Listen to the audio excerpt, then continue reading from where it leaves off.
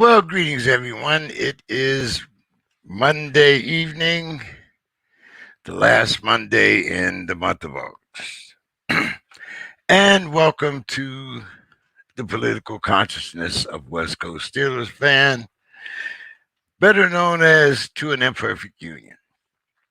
I have a few guests coming in tonight, a few ladies coming in, visiting from various clubhouse pages.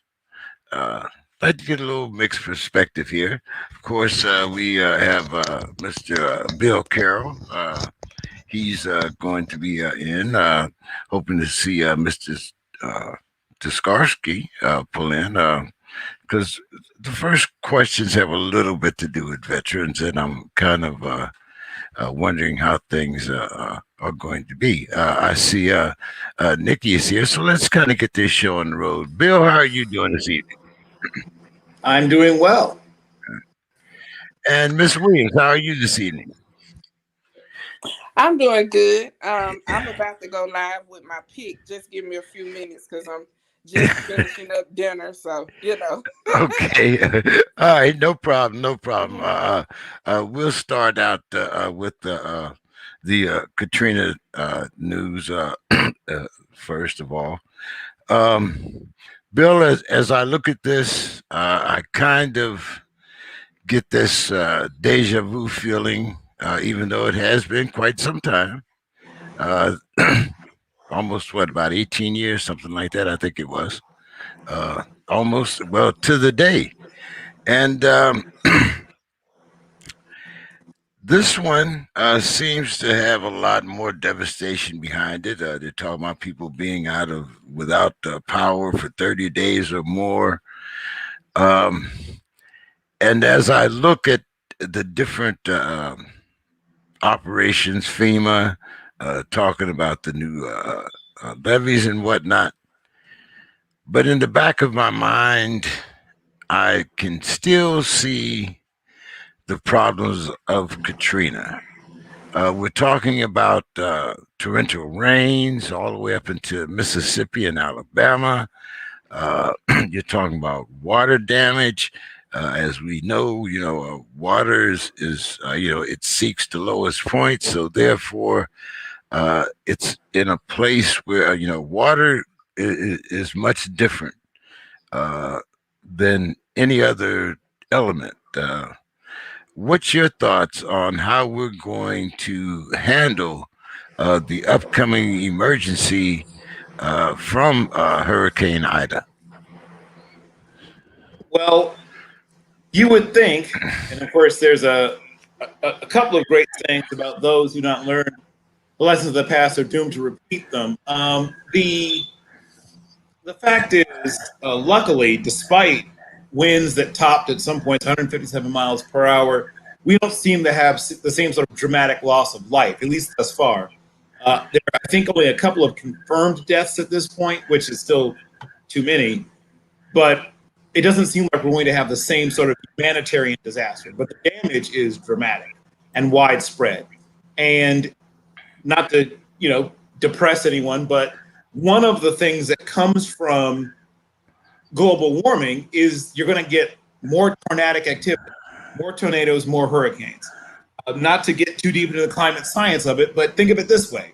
If you have a flywheel that spins at 200 revolutions per second and you crank it up higher, so now it's going 3 times as fast, that means it takes 3 times as much power to do it, but it's also giving off 3 times as much energy. When you dump more heat into a weather system, if you want to think of it that way, which is like an engine also, it's going to have more power. And more power means more dramatic weather events. So yet another one of the symptoms of global warming is larger and more powerful storms. Good evening, Ms. Mitchell. How are you doing this evening? Good evening. Thank you for having me. Would you like to give us a little background on some of the things that you're into before we get into our actual questions? Sure. I'm the founder of Stop Violence Against Women Incorporated. I formed the first organization to get women and girls of color online into tech in 1999. And we currently track disinformation as it pertains to the Black community specifically. And we put out several reports looking at the data analysis on how those campaigns start, how they get amplified, and how the platforms behave. Now, I'm trying to integrate what's happening with this Hurricane Ida Yeah. with what happened with Hurricane Katrina, because I see a lot of displaced people having to move. Again, And some of those people from Katrina have never moved back. Right. So I kind of see the same thing happening. While we might not have as much loss of life, we're still going to have repercussions from this storm. What is your, I guess, forecast for how your agencies and agencies like that are going to be called into action? So it's 16 years to the day almost for Katrina, right? And in 2005, I helped to spearhead what was called community technology centers back then, to help those families who were being displaced apply for FEMA and find places that they could go live. At that time, it was the Dome, if you remember. And there weren't a lot of people who even knew or had access to computers or the internet at that time. So it was very much a challenging situation. And you're right, most of those people did not come back. So they had to establish new lives in different places. I am thankful that we don't have the same loss of life, but we do know that right now that people don't have internet connections because there's no power. So how are they going to get the access to the tools and the resources that they need at this point for those that are still out, will be out of power during this time period? I am thankful to know that the current mayor was present during that time period and had to deal with the housing issues there with the organization that she was a part of. So I feel a little bit better that this might be completely different than what happened in Katrina, because there's some lessons that were learned. However, I do feel that like one of the problems that we're going to have to deal with is, I don't know how many homes have been damaged, whether people can stay in their homes, whether we have to do the same kinds of things the way that we did with FEMA during Katrina. What does that mean in terms of how the federal government is going to be responding? Because as we know, for the past administration, FEMA was not very helpful in many catastrophes.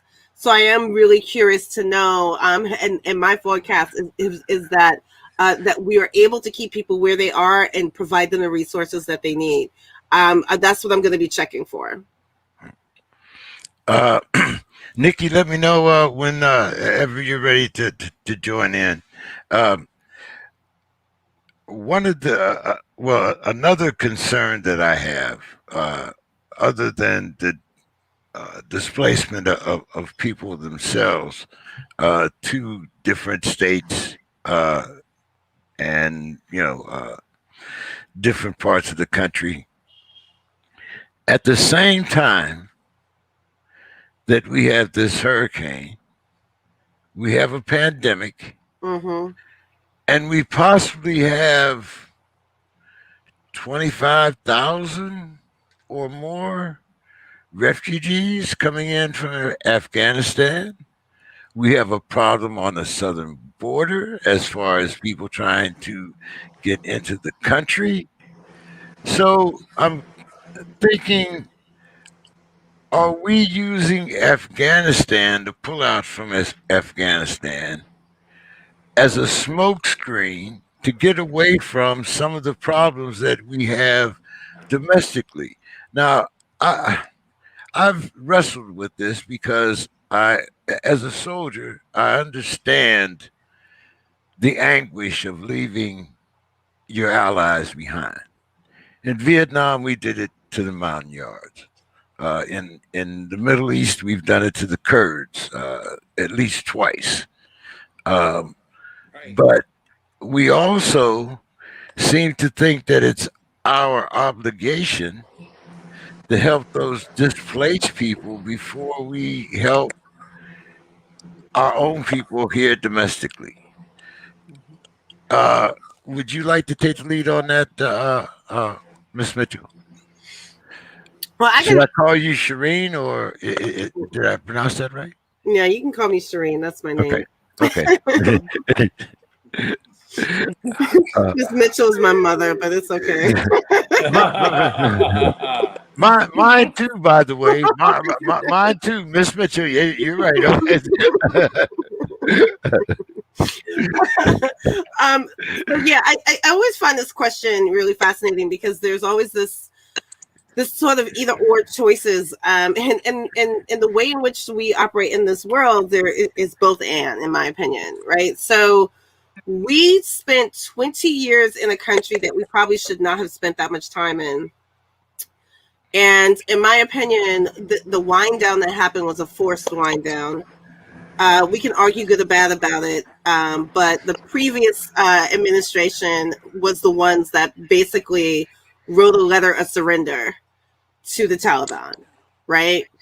And so at this point, if we're writing a letter of surrender, then we are responsible for whatever happens at that point. That letter was written on February 29th, 2020. I read it in detail. I read all 4 points of it. The details in the agreement are things that we have to be beholden to because we've signed the agreement. I already feel like we already have problems in the way that the rest of the globe even sees us.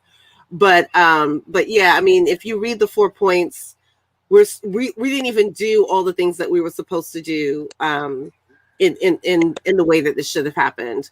And I can see some battles that are going to happen even after this point. Now, when it comes to the likes of like Noah and Katrina and this really big infrastructure bill, right?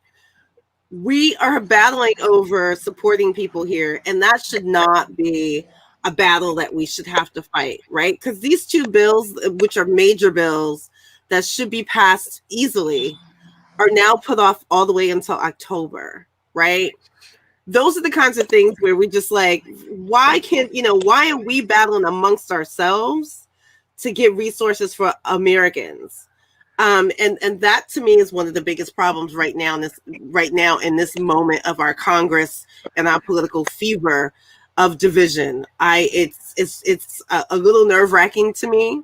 I think those bills, we should not even be debating those bills. I find that there are too many people and too many factions trying to get their leverage in these situations instead of taking care of the American people. That's what I have a problem with. We still have to do both things, but I do find this political posturing a huge disadvantage to American citizens, particularly the most marginalized here in America. I understand what Shireen is saying, Nicole, but we didn't have any problems breaking those 4, 5, 6 points in the papers that we signed with the Indians. Why do we have a problem, worrying about people like, why all of a sudden, we're worrying about America keeping its word now? I mean, really, Yeah, I totally agree. I'm like,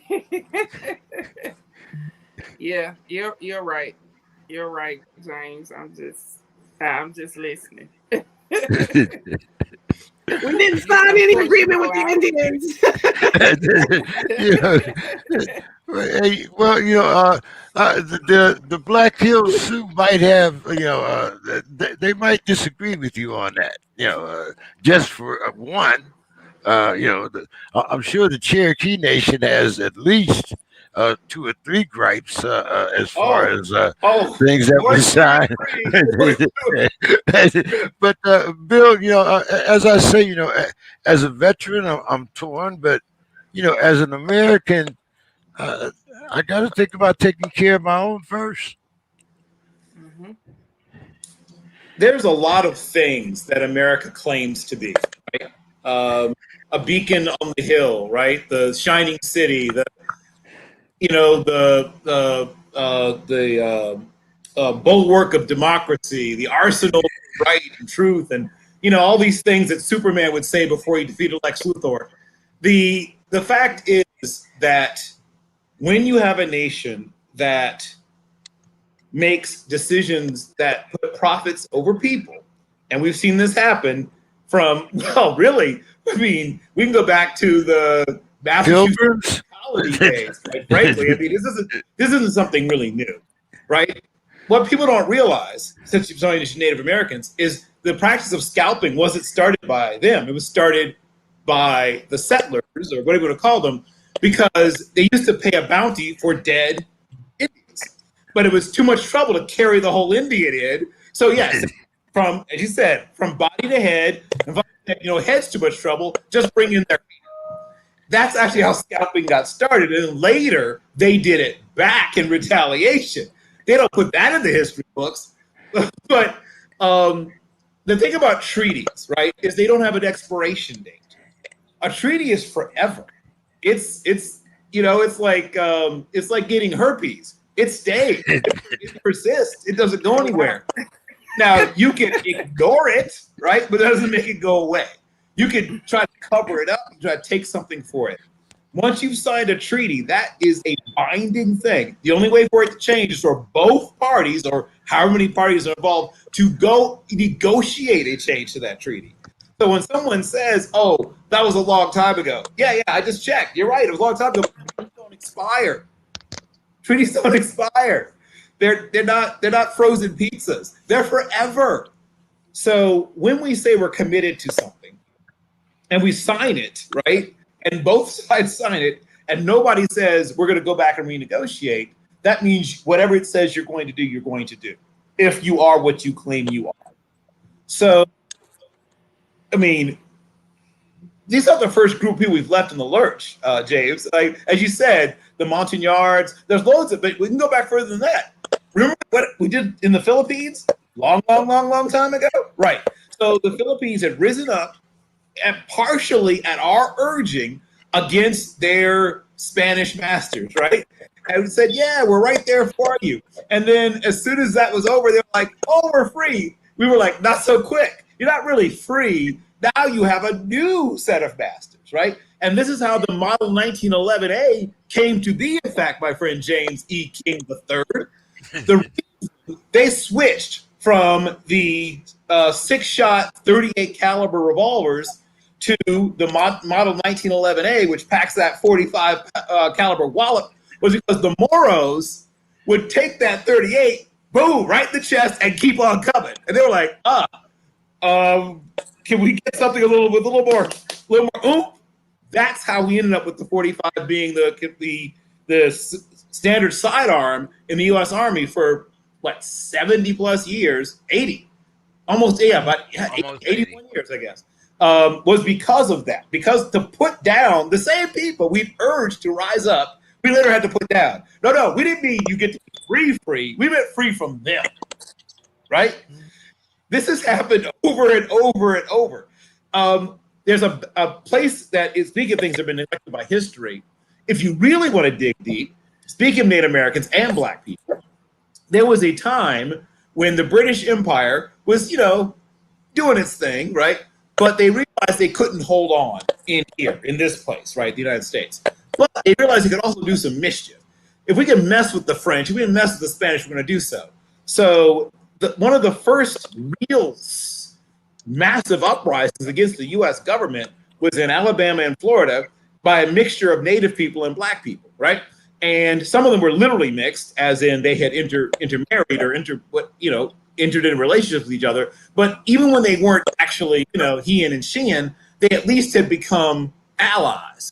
And when the hero, Andrew Jackson, got done fighting the British, the next war he fought was against a bunch of Creek, Seminole, and Black people, right? Including a very famous battle. Well, it's not famous, but it should be famous, called the Battle of Negro Fort. I urge anyone who's really into American history, this, once again, the history I don't teach you, to look into, there was more than one, in fact. there was a couple of different wars. They had to go back and refight it because they thought they wiped them out, but they hadn't. So there's always been this posture of America of saying we are this thing that, rights wrongs and defends the defenseless and whatever, unless they piss us off. That was the part they forgot to mention. Unless they piss us off. In which case, all that other stuff we said before does not count. We don't care what it says over here that we wrote and agreed to once you've pissed us off, right? Once you've pissed us off, none of that counts. That was written with lemon juice, you see, right? That's invisible ink. That's going to disappear once you piss us off. So once you really study American history, military history, economic history, like really dig in there, you're going to discover that the slavery, I won't say experiment, but it was essentially taking, if you know how people, someone's pure, like, oh, this cocaine is pure. If you take capitalism and you purify it entirely, you end up with slavery, right? Because that's really what purified capitalism is, right? You take it away, all the stuff that watered it down. Benefits, no, you get none of that. No pay, no benefits, no days off. We're going to have pure capitalism, which is slavery. That's the purest capitalism. It's uncut, unstepped on. That's a high you never get off of. The reason that our penal system and a whole bunch of other systems are set up the way they are is because they are a residue of slavery still hidden in a lot of those things, right? We will definitely get into prison. Oh yes, I know we will. The prison, since I'm not sure whether you young ladies know it or not, but I am a convicted felon. I do a lot of prison reform with incarcerated veterans. Of course, I had 4 strikes before the 3-strike law was passed, so I've kind of because you're an overachiever, James. So I actually retired in 1985 and got myself a job and decided to be a productive citizen. But getting back to social ideas, because a lot of people refer to things, the big change as far as black politics came in 1964. Well, with the exception of Bill, I don't think any of you were around in 1964. I was 17, and I wasn't really thinking about politics. I was hanging out on the corner, learning how to shoot pool, and trying to be slick, as they say. So I'm going to start with you, Nicole. What do you think was the turning point for Black people as far as voting rights and as far as us recognizing that there needed to be a change, not only in our educational system, but also within our community? Well, that's a hard question. You get no softballs here. This ain't that type of show. You just hit me with it. I guess I'm just gonna bring it on home to today. We have a lot of course, Stacey Abrams is the one who is bringing all the heat about the voter suppression laws, and talking about whether or not our vote counts, right? So we've been, and I'm going to speak because, this is my area. I just speak on descendants of slavery in this country, which is me, an American in this country who have ancestors who were enslaved, right? And so we've gained the right to vote, okay? So when you talk about voting rights, The only ones to be questioned about voting rights, I would say, and it's what you all had started talking about, was the convicted felons. I think that's the issue that we need to be talking about, because in an era of the new Jim Crow, talking about slavery, um, I have to look at the name. Bill, is that right? Yeah, Bill. That's Bill Bill was Carroll. talking. Yeah. Yeah, yeah. Bill was talking about slavery. Um, you know, this. I think we need to be talking about that more. Um, the the victims and the convicted felons who get out of prison and cannot vote. Because everybody else has the right to vote. We talk about it on Clubhouse all the time. You know, we don't know anybody who is Black American who don't have an ID. Because you're gonna get that check cashed if you're not gonna do nothing else. So most of us have an ID, and that's all you need to vote. So I think we need to question, who are we really talking about? Because the average Black American citizen can vote, right? The ones who have issues voting are those who are just getting out of prison, who are on probation, convicted felons. And we need to start talking about them more, because that is the new slavery. Of course, you're familiar with the book, The New Jim Crow. So, what is the time frame? I was in a book club and we were studying the new Jim Crow book. And the problem with a lot of convicted felons that get out of prison is they don't have a time frame. There is no cutoff. They go to get an apartment, and an apartment can choose to go back 20, 25 years on them and not give them an apartment. When you talk about good jobs versus just a job, I say a good job is where you can pay your rent, your mortgage, and your light bill, and your water bill, and everything in your household. That's a good job. That's So, called three jobs. right. Right. They get denied, for jobs, housing, and everything, on the list. So I think we need to start talking about cutoff dates.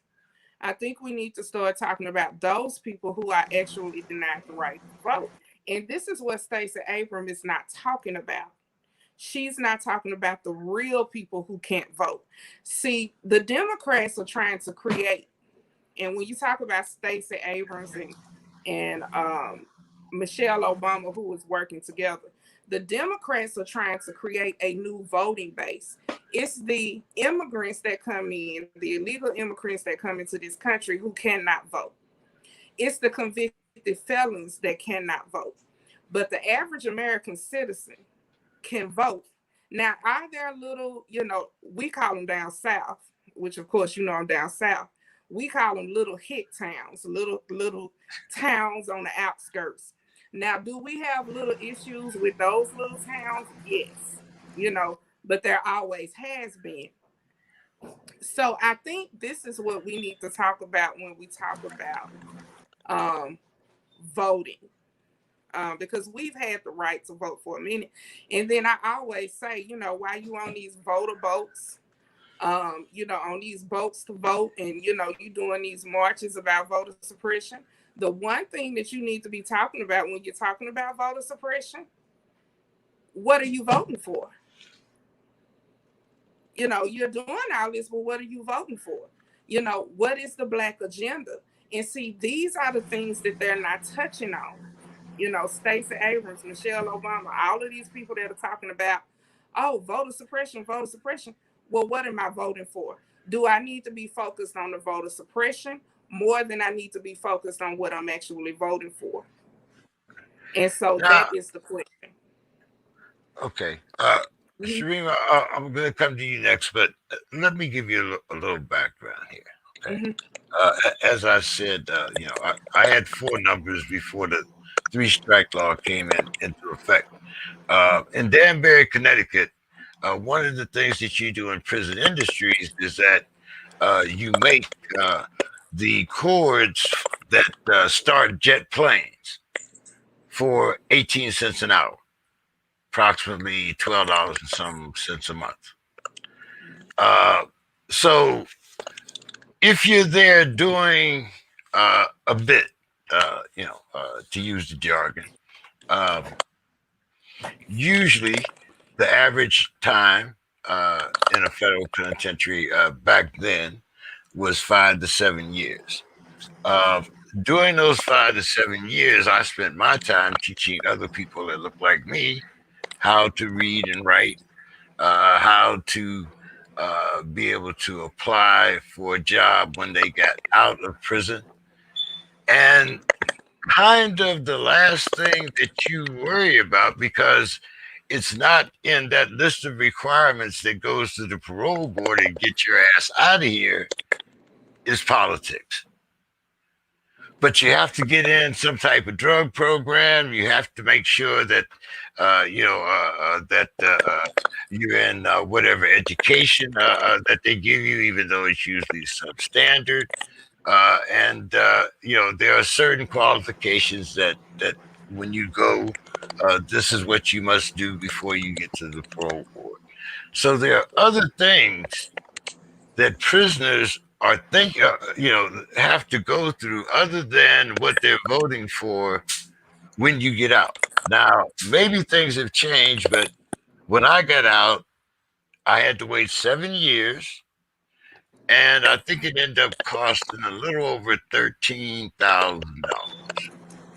Now, neither one of those, when you talk about the time and you talk about the amount of money that it takes for you to get your voting right restored, a lot of times it's a lot more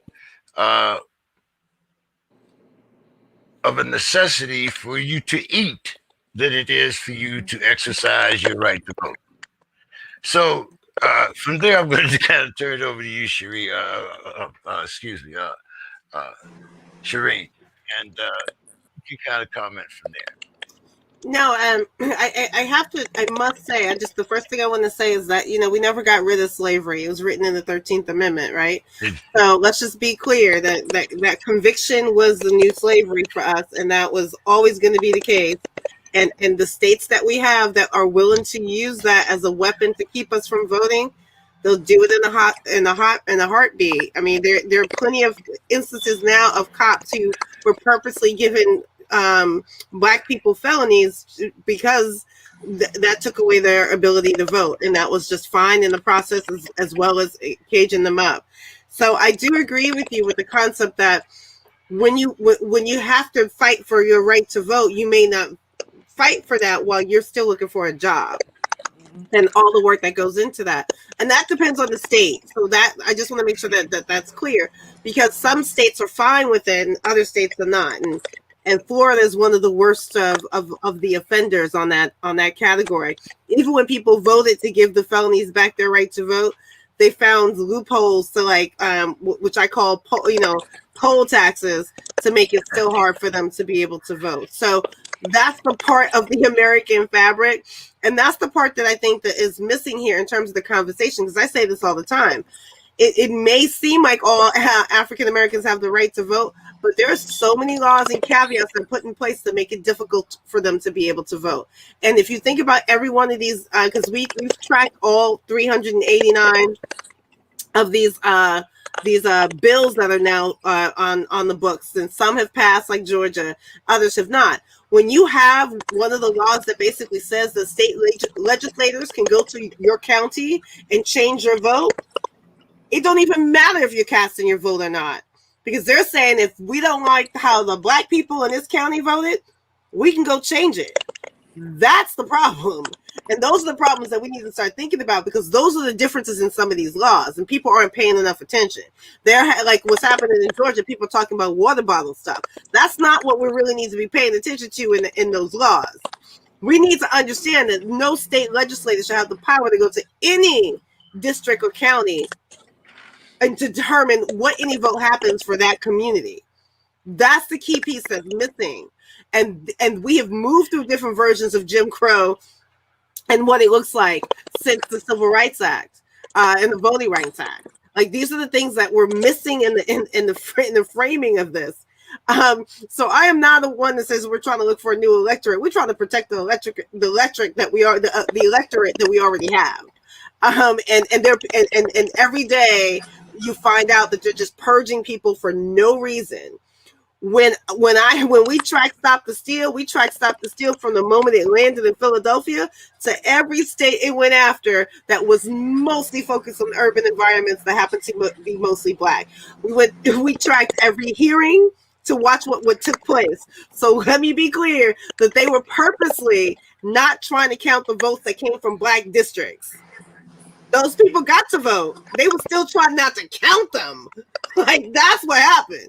And that's the problem that we're not paying attention to. Now, we can have a debate over whether or not what people should be able to vote for or what's important to vote about.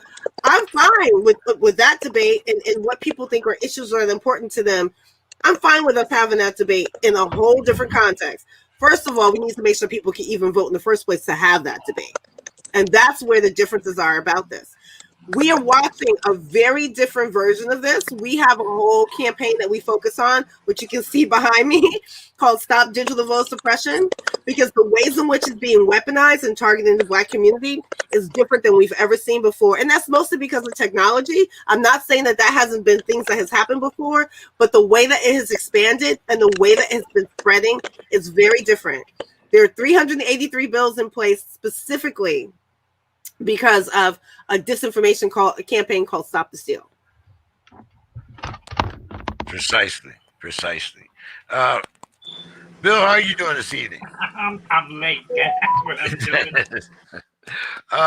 Just in case everybody doesn't know, Bill is a fellow Vietnam veteran, and if you guys are familiar with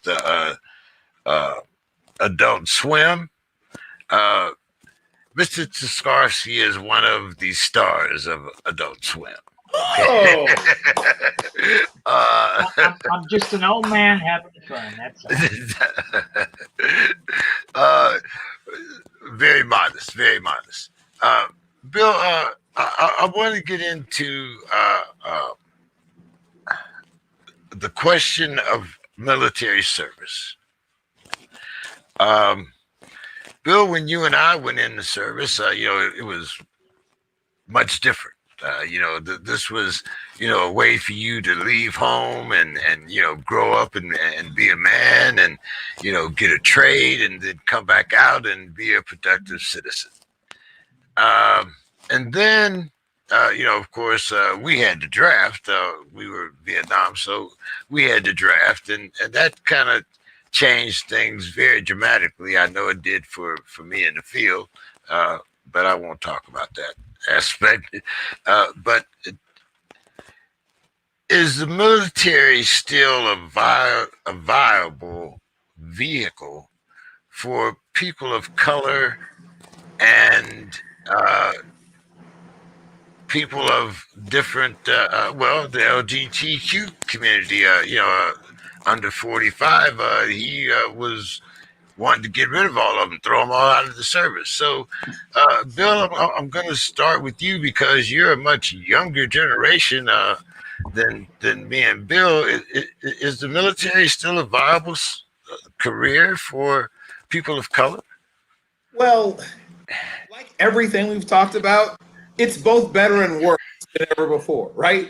The things that have improved are the composition of our armed forces, the percentage of Black people who are now getting into field grade and above field grade officer corps and command even positions is higher than ever before, higher percentage than ever before in the history of our nation. Many things have gotten better, but also many things have gotten worse. Once again, as always, there's a definite tiering. There's ceilings, there's off routes, whatever you want to call it. So a higher percentage than ever before aren't even making it through basic, right? It's so either you're getting culled or pulled off the term to use earlier than ever, but those that make it through have a better chance than maybe in the past of getting higher up in rank. Now, one of the things that's changed, I'm guessing, since either Mr. Takarsky, and once again, a fan of your work, sir, and you, Mr. King, they now have what's called move up or move out, right? So it used to be in the old days, a person could kind of park at E7 or park it at whatever and just, skate for 10, 11, 12 years at the same pay grade. That's gone. Just like in corporate America, to some extent, either you show that you have continued value to the Army or the Coast Guard or the, I guess, Space Force, Air Force, Marines, etc. The Space Force exists. They have a website. So I guess I have to count them. It's a TV show on Netflix, isn't it? It is a TV show on Netflix, yes. And it also, so here's when I realized it must really be real. The last time I watched Air Force play games, play their Air Force Academy football team play games, they have a place where a lot of the seniors say, who they are, where they're from, and what they're going to be doing. And about 4 or 5 of them said they were going to be commissioned in the Space Force. So fun fact, you can, with the right paperwork, if you're already serving the Air Force, move over into the Space Force. And as a graduate of the Air Force Academy, you can decide, just like as a Naval Academy graduate, you can decide to be in the Marines. As an Air Force Academy graduate, you can decide to move into the Space Force. What you do once that happens, that I can't tell you. But I do know it's an option for them. But back to your original question. In some ways, like I said, it's better than ever before, but also in some ways worse than ever before. I don't think that the rapes and things like that we're now hearing about are worse than before. I think we were hearing about them. I think that's the big difference is that amongst the things that I do, I also work with a lot of young future soldiers. And one of the things I could tell you about what they don't know about what they're getting themselves into. But see, I don't work for the Army, so I can be honest. But I do partner with some recruiting components, and I tell them, I don't work for you guys. If these young people want to get in, I'll help them, but I'm going to tell them the truth. And they have to decide if they want to take my help at that point. But the information that they have about what they're getting into is super low, despite the fact the internet is, out there. They don't really seem to know what they're actually getting into. I was a military nerd, I guess, so I kind of knew what I was getting myself into. I'd read a lot of books, I'd read biographies, I read a lot of history. I was kind of nerd. And so I had a really good idea about even then I wasn't prepared, but at least I knew at least I kind of knew what I was getting myself into. But for whatever reason, a lot of these young people just know they want to be somewhere, right? And that's always been the case. It's always been a place where young people who know they need to be someplace but don't know where sometimes end up. We've all seen that kid who, maybe they had been in a little bit of trouble, or maybe they've been raised in a group home, or maybe they've been in foster care, maybe whatever it was, or maybe they just had a family life that sucked, and they were looking for something. And sometimes it works out beautifully, and they quote unquote find a home, and sometimes it ends up terribly. But either way, it was that place, that almost like last resort, you might even say. But now, with the way that all of our military branches are now trying to be, smarter and smaller and all that kind of stuff, a lot of these people are getting washed out. It used to be that they would make a man out of you, whatever kind of stuff. Now they want you to come kind of, put together a little bit.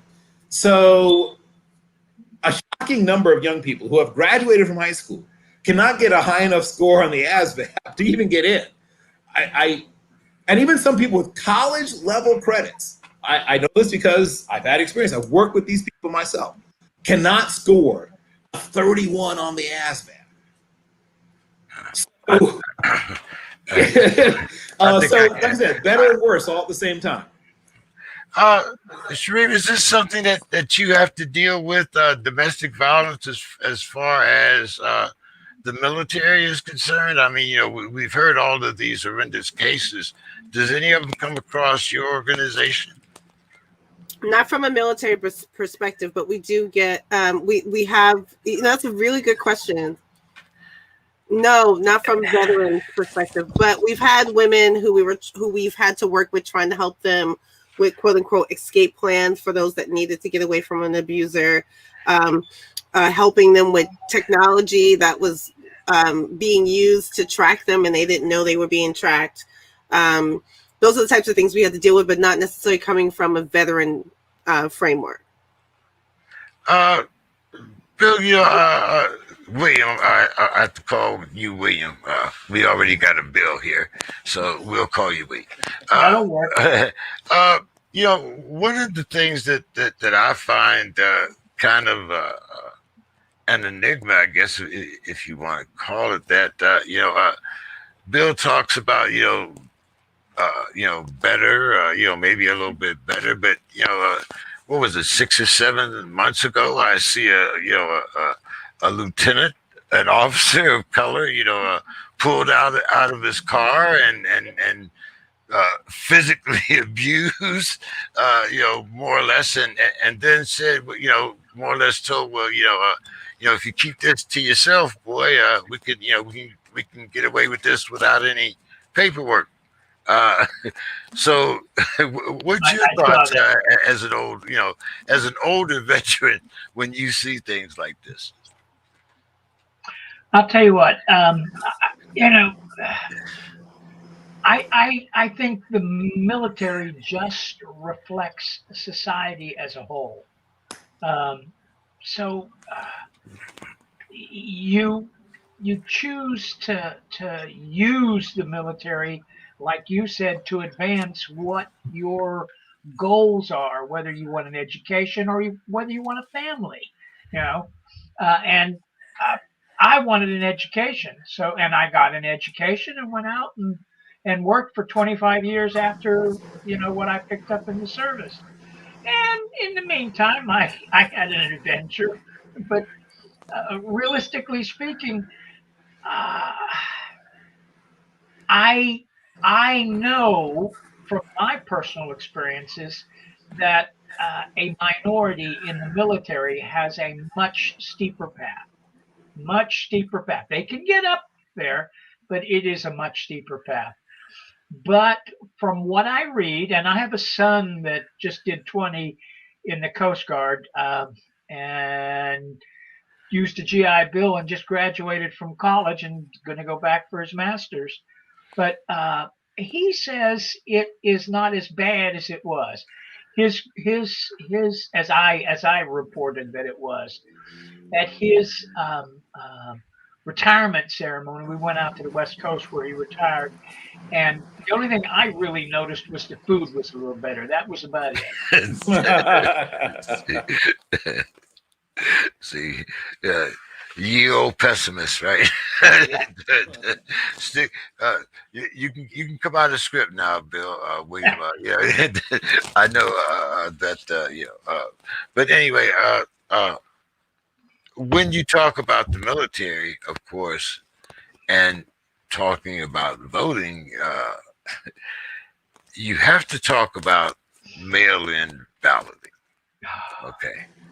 Now, I find it's very hard that something that has worked since the Civil War, if maybe not before that, but I know at least since the Civil War, has been in place without any inherent problems that I can see. But all of a sudden, this has become the hard-boiled egg, I guess you want to call it, as far as voter suppression. Nikki, and I'm going to come to you. I know, well, no, I'll go to Shireen first so you can get a little bit of background, but I'm talking about mail-in voting. Shireen, have you, how has your encounter been with all of a sudden people not understanding how mail-in voting works? Or, all of a sudden, just tell me about your experience with it in your organization. Yeah, it's been really fascinating to have people make statements and shift shift narratives around mail-in voting. Not just the absentee ones, which is basically what the military has always done, but basically ignoring the fact that like there are states in this country that has always done vote by mail, like 100%. So when I saw this fever pitch happening, I was like, which state are you from?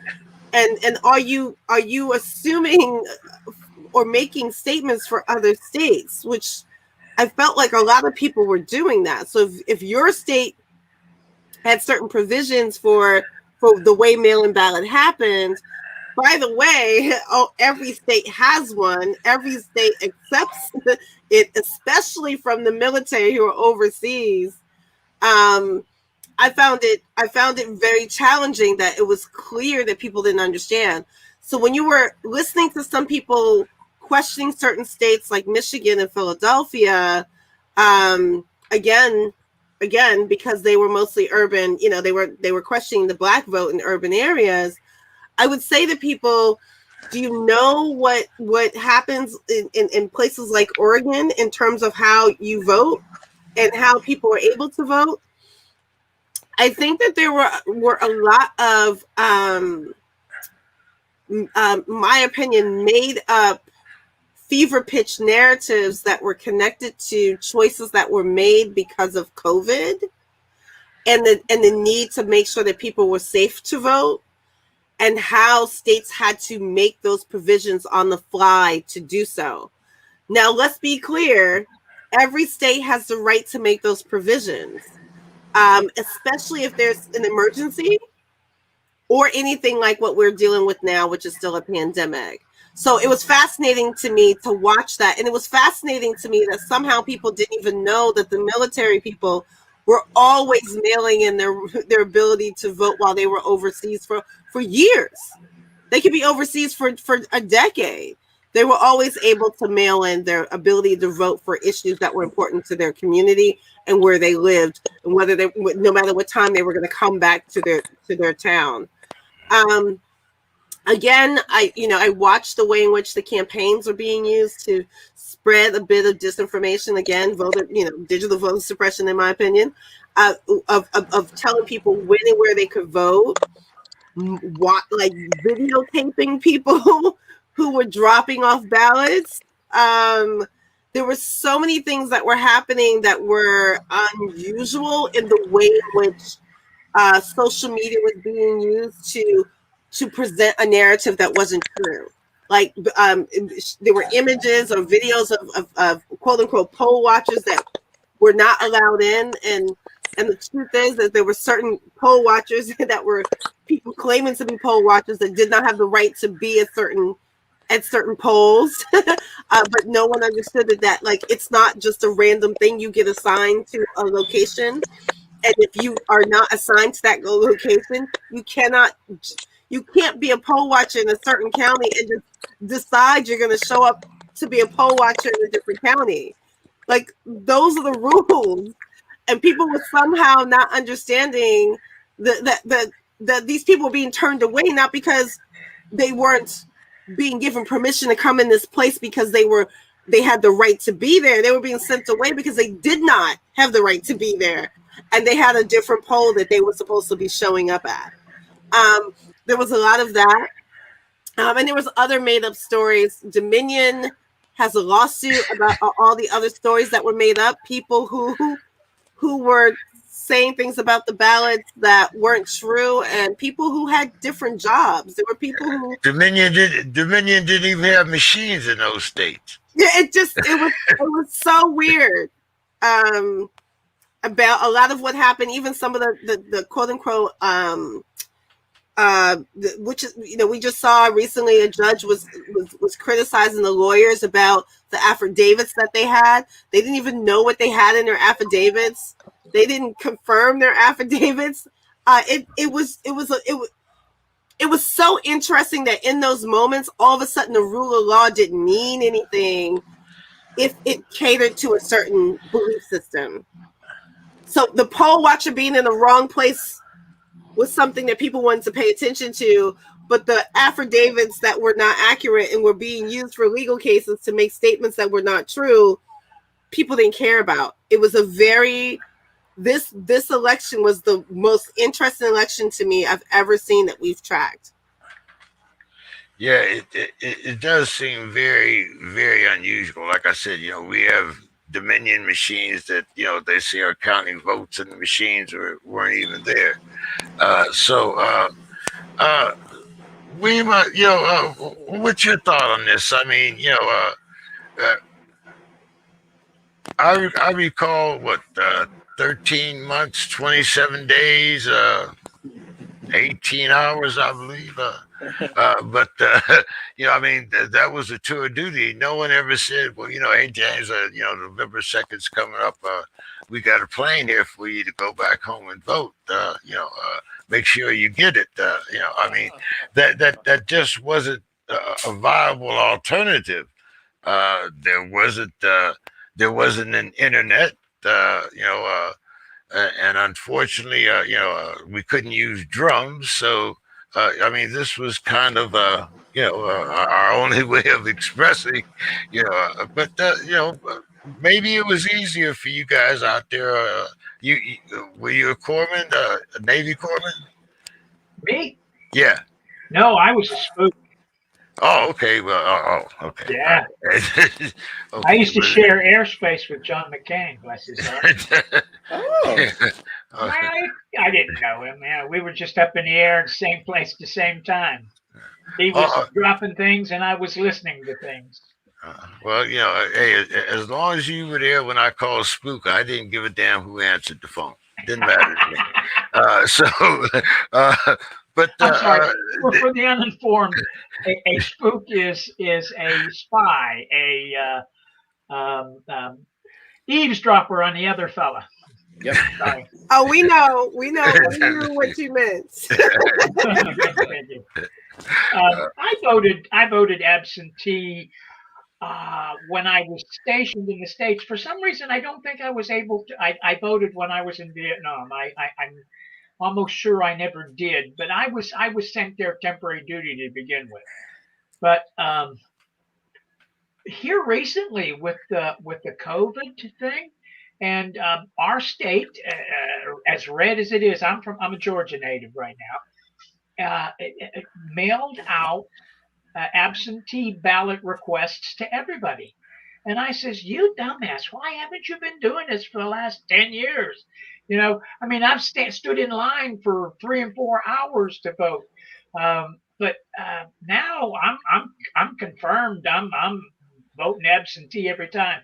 And I do take my wife and I's ballots to the county elections office and hand deliver them. I don't even drop them in a box. But yeah, I like that. I think it's great. What is it? Some mountain state, they all vote by mail. I think that's the neatest thing going. I mean, and Oregon is one. It's Oregon. Yeah, that's the one. And it's harder to manipulate, I think. That's my opinion. But the fact of the matter is, there's more of us than there are of them. So the only way they can win is by convincing people to vote against their own better interests. And they spend a hell of a lot of money doing it. And I guess Reagan got rid of the fairness doctrine, so they can just say anything they want to say. Yeah, more or less. I've had debates over the fairness doctrine. That should be another podcast, though. We get. Hey, I'm looking for ideas all the time. You have my email. So anytime you come up with a subject, you want some time. Bill can tell you the least thing that I control on my podcast is time. So I schedule them for 2 hours, and they always end up being 2.5, 3. But anyhow, Bill, let's talk about mail-in voting. I know you were probably, just putting you in Panama, that would put you at least 10 years behind me, if not more. But Yeah, more. But so I had already voted. Let me see. Let me think. Trying to see. Yeah, I was back pretty quick. So the only time, let me see. There were two elections. 80. There was a midterm election that took place, but I was stateside for, and then yeah, I was back by the time the night. Yeah, I was back. So yeah, I never voted overseas. I did vote absentee in all of the local elections and things like that in the state of Virginia, my home state of Virginia, while I was stationed other places like Washington or Georgia or North Carolina or Kentucky. But yeah, I never understood how this became it was so weird to me that these people who always claim to want to support the troops and all this stuff would attack absentee voting, right? Which is how the troops vote. Like, wait a second, what? I'm out. Like, I mean, I know you're speaking out both sides of your mouth simultaneously, but shouldn't you at least consult the other half of you about what you're going to lie about? So at least there's some consistency. There was so many things. But that one was the one that was like, really? Like this? This? Yeah,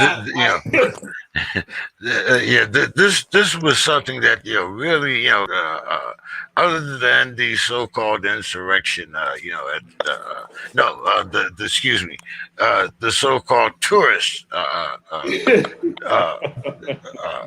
Yes. insurrection at January. Don't go potty on Capitol grounds. So no, that's I'm just saying. There's a- Look, There's a Family Guy meme I just got that finished. really fits, right? Because insurrection's further down the color chart.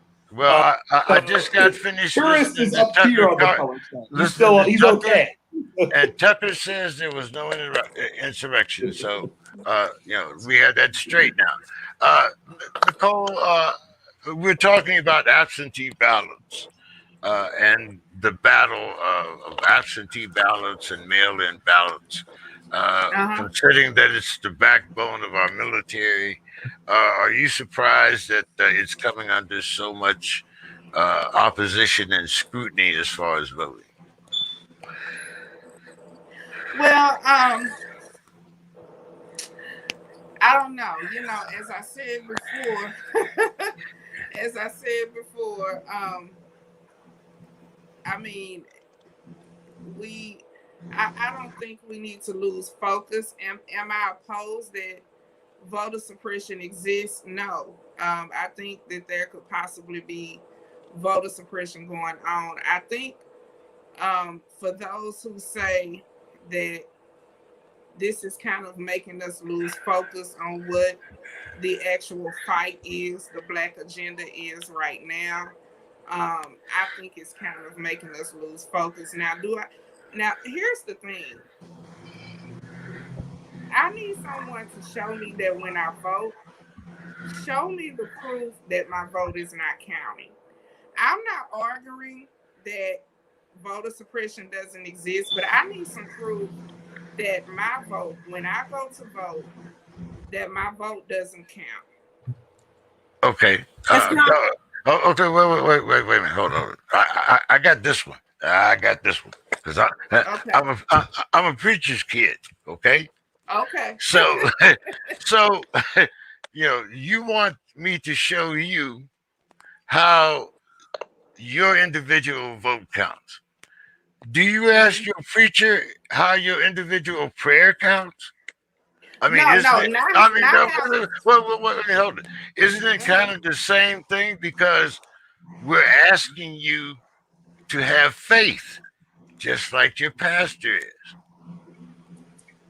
No, what I'm asking, I think you misunderstood my question. My question is, if voter suppression exists right now with Black Americans, I'm only focusing on Black Americans. Okay. What I'm saying is, show me some proof that my vote isn't counting. Okay, so I mean, how would you like for me to do that? Other than, I mean, what would be your solution to make sure that everybody's vote counted other than, I mean, we can't have a mass, like one place where everybody comes to vote. So Mhm. in the age of, as Shireen was digital, everything is digital now. So if Mhm. you press that lever or that particular thing and it says your vote has been counted. Right. So Mhm. so how do we know? Or I mean, what would you like for us to do uh, to make sure that Nicole's vote counted? I mean, we're giving you a No. receipt. We're giving you a receipt, more or less. Mhm. So, I, No, I believe. No, what I'm saying is, I believe that when I go to vote, my vote is counted. But I'm saying, as a rebuttal to the people that saying that voter suppression is a must that we fight right now. What I'm saying is, as a rebuttal to that, show me proof that my vote isn't counted. So what I'm saying is while we have the voter buses going to Washington, while we got Stacey Abrams and Michelle Obama on the prowl about this issue, I need some proof showing me that Black people votes are not counted. Because my thing is, even though this may be a pressing issue to some people, it is not a pressing issue to me. At a time where now we have, people in New Orleans right now who are facing this hurricane, and I mean, people in New Orleans can't catch a break, right? They went through Katrina. Now they're going through this, and New Orleans is one of the places where descendants of American slaves have always caught hell. It is one of the most impoverished places when it comes to Black Americans. Um, my issue first on the agenda is things such as the anti-lynching bill, and why we are 100+ years down the line and the anti-lynching bill still haven't been passed. My issue is convict leasing and mass incarceration. My issue is that after COVID, after many Black Americans, descendants of slaves, have died, and we have been categorized as a public health crisis, um, with homelessness and no jobs and people dying. That is first on my agenda. So my thing is to the Democrats who are pushing voter suppression and other people who are worried about whether or not they're going to eat or survive. Voter suppression is not first on my menu. And my question was, like I said before, is it more important to talk about those few people who vote didn't count, or what are you actually voting for? And my opinion is we need to focus on what we're voting for, because Black Americans are in trouble. We are in dire need right now, and we are in crisis. And this is what Michelle Obama and Stacey Abrams and everybody in Congress, the CBC, this is what they need to be talking about right now. So can I answer the whole how to prove your vote doesn't count? sure. Yeah, Yes. thank you. I was coming to you next anyway. Okay, because I understood what she asked when she asked it the first time. Mm-hmm. The issue isn't about you who actually can cast the ballot. It's the issues the people who are registered and still can't make it to cast a ballot. So I can, which is one of the things that happened during COVID with the mail-in ballots, if you didn't know that they were tracking. So you could actually go online and see if your vote counted. So we are not having a problem with proving that you cast a ballot and that we could track it and count it towards whoever you voted for. That ain't our problem. Our problem is all the people we're registering to vote who can't get their ballot in there at all, right? Some of those who sent their ballot in and it didn't get counted, that's something we now can look at, because COVID is the reason why we actually can do that now. In DC, first time I ever could go and actually look to see that my vote, I actually had to call, by the way. I actually had to call because when I went to go look after the election, I was like, I kept checking. I saw my mama's because I checked for her and I went to look for me and I didn't see it. And so I was like, let me call because I don't see it. So they told me they had thousands they hadn't counted yet. And eventually I got a phone call or email. I can't remember which way it went. And they were like, we got your ballot. It's counted. Proving you can count your ballot at that moment that's the distance in between. Majority of the people who are casting the actual ballot are getting counted. What we're talking about is all the people that have two things happen. One, they get purged for no freaking reason. And when they try to go vote, they walk in the door and they're sent away. Then their provisional ballots is sometimes left there. And depending on the way the swings of the vote goes, they can throw those provision ballots in the trash legally. That is a whole different conversation to be had.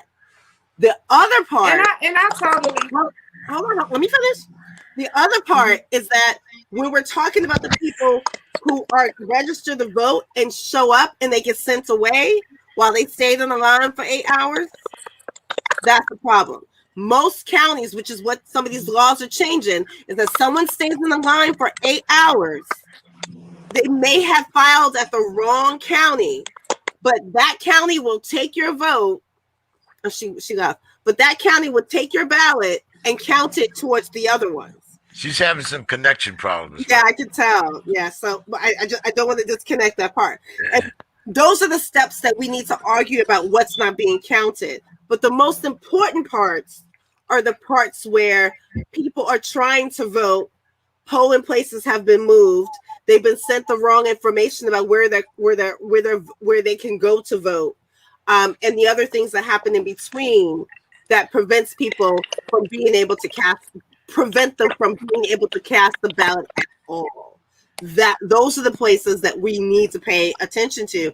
And I don't disagree about all the issues that we want to cast our ballot for, but be clear, you have to have the ability to vote to cast a ballot for the laws that you want to have passed. And I just want to always say that anti-lynching bill that didn't get passed, it was one white supremacist that was allowed to shut the anti-lynching bill down. And in my opinion, that should not be accepted. We can have an argument about the filibuster, but there should not have been one person's ability to shut down multiple other senators' votes for a bill. Well, Sheree, I'm just going to invite you on as a co-host, and we can talk about, we'll devote a whole program and segment to that. But, now there was another thing that I noticed yesterday because we saw all of these demonstrations. It was 58 years since Martin Luther King's speech. I had a dream, and we had these demonstrations all over the country. Now, the thing that bothered me most is that everybody that I saw on stage was my age or William's age. Okay, we are not the future. We are the past. Okay. Now, I don't understand why I'm still seeing, a slim down Al Sharpton still talking about the same thing that he was talking about when I was in Vietnam. Jesse Jackson, he's got too old to make up words anymore, so I can't talk about him too much. But we have these, the NAACP, we have other organizations, and these people do not have an influx of youth. There are a bunch of old people like me that are, well, they're not like me because most of them are set in their ways and want to keep their power. So otherwise, they would have taken their old ass home a long time ago. But this is the thing that bothers me most, is that I don't see people your age, Shireen, or your age, Nicole. Those are not the faces that I see. Even though you talk about Stacey Abrams, and I understand but she's, to me, she's more the exception than the rule. So, Nicole, I'm going to start with you, just because you're having a lot of problems with the connection. But not only that, but I know this is something that interests you, as seeing these people as the face of the Democratic Party. So I'm going to start with you. How come we don't have more younger women and men being the faces of these parties that are supposed to be leading the future of Black America? Because they first you got to ask yourself, why are the people in there, such as the Maxine Waters, such as the Al Sharptons, such as the CBC, why aren't they fighting for us? The second thing you got to ask yourself is, why do you have people in Congress? Oh, got kicked off. uh, I'll you try. want to? Yeah, I'll throw in. Yeah, because I was like, oh man, she was right in the middle of speaking. So there were some young people at the march. So, I just want to make sure that's clear. I think the point that you're making, that many of the people who were getting up to make speeches were not the youth, and that to me is the difference. I did see some young faces, and I know some people who came into town in DC to protest. I agree with you though that it felt like I think there's two reasons that's a problem. One is this march happened during COVID. I mean, that's that. Let's just be honest about that. There's some people that don't feel safe. There was still a lot of people kind of close together, even though they have masks on, right? So I know that there may have been some concerns. So let me just make sure that that's there. But there could have been space being made on the stage for people to be able to give their own perspective about what voting rights mean to them. Because I think that a lot of what was being said were things that were said about the way, we fought for the civil rights movement and the things in the past, which is, I'm not saying these are not things we don't need and things that weren't important, but those acts are in place and the VRA needs to be reinstated, but there needs to be conversations about all the other things we need to get past too. And those are, it might have been me. I didn't see the whole thing, but I didn't see a whole lot that got us back to that conversation. Nicole, go ahead. I know we got kicked off at a very opportune, but go ahead. I apologize. I think it's my phone. I don't think it's the connection. I think it could be my phone. But what I was going to say is that you have people who, like John Lewis, who would die in these positions. No one is holding them accountable. They need to be held accountable for what they are doing in Congress for us. They are there for us. The CBC is there for us. This is the new movement. You're exactly right, James.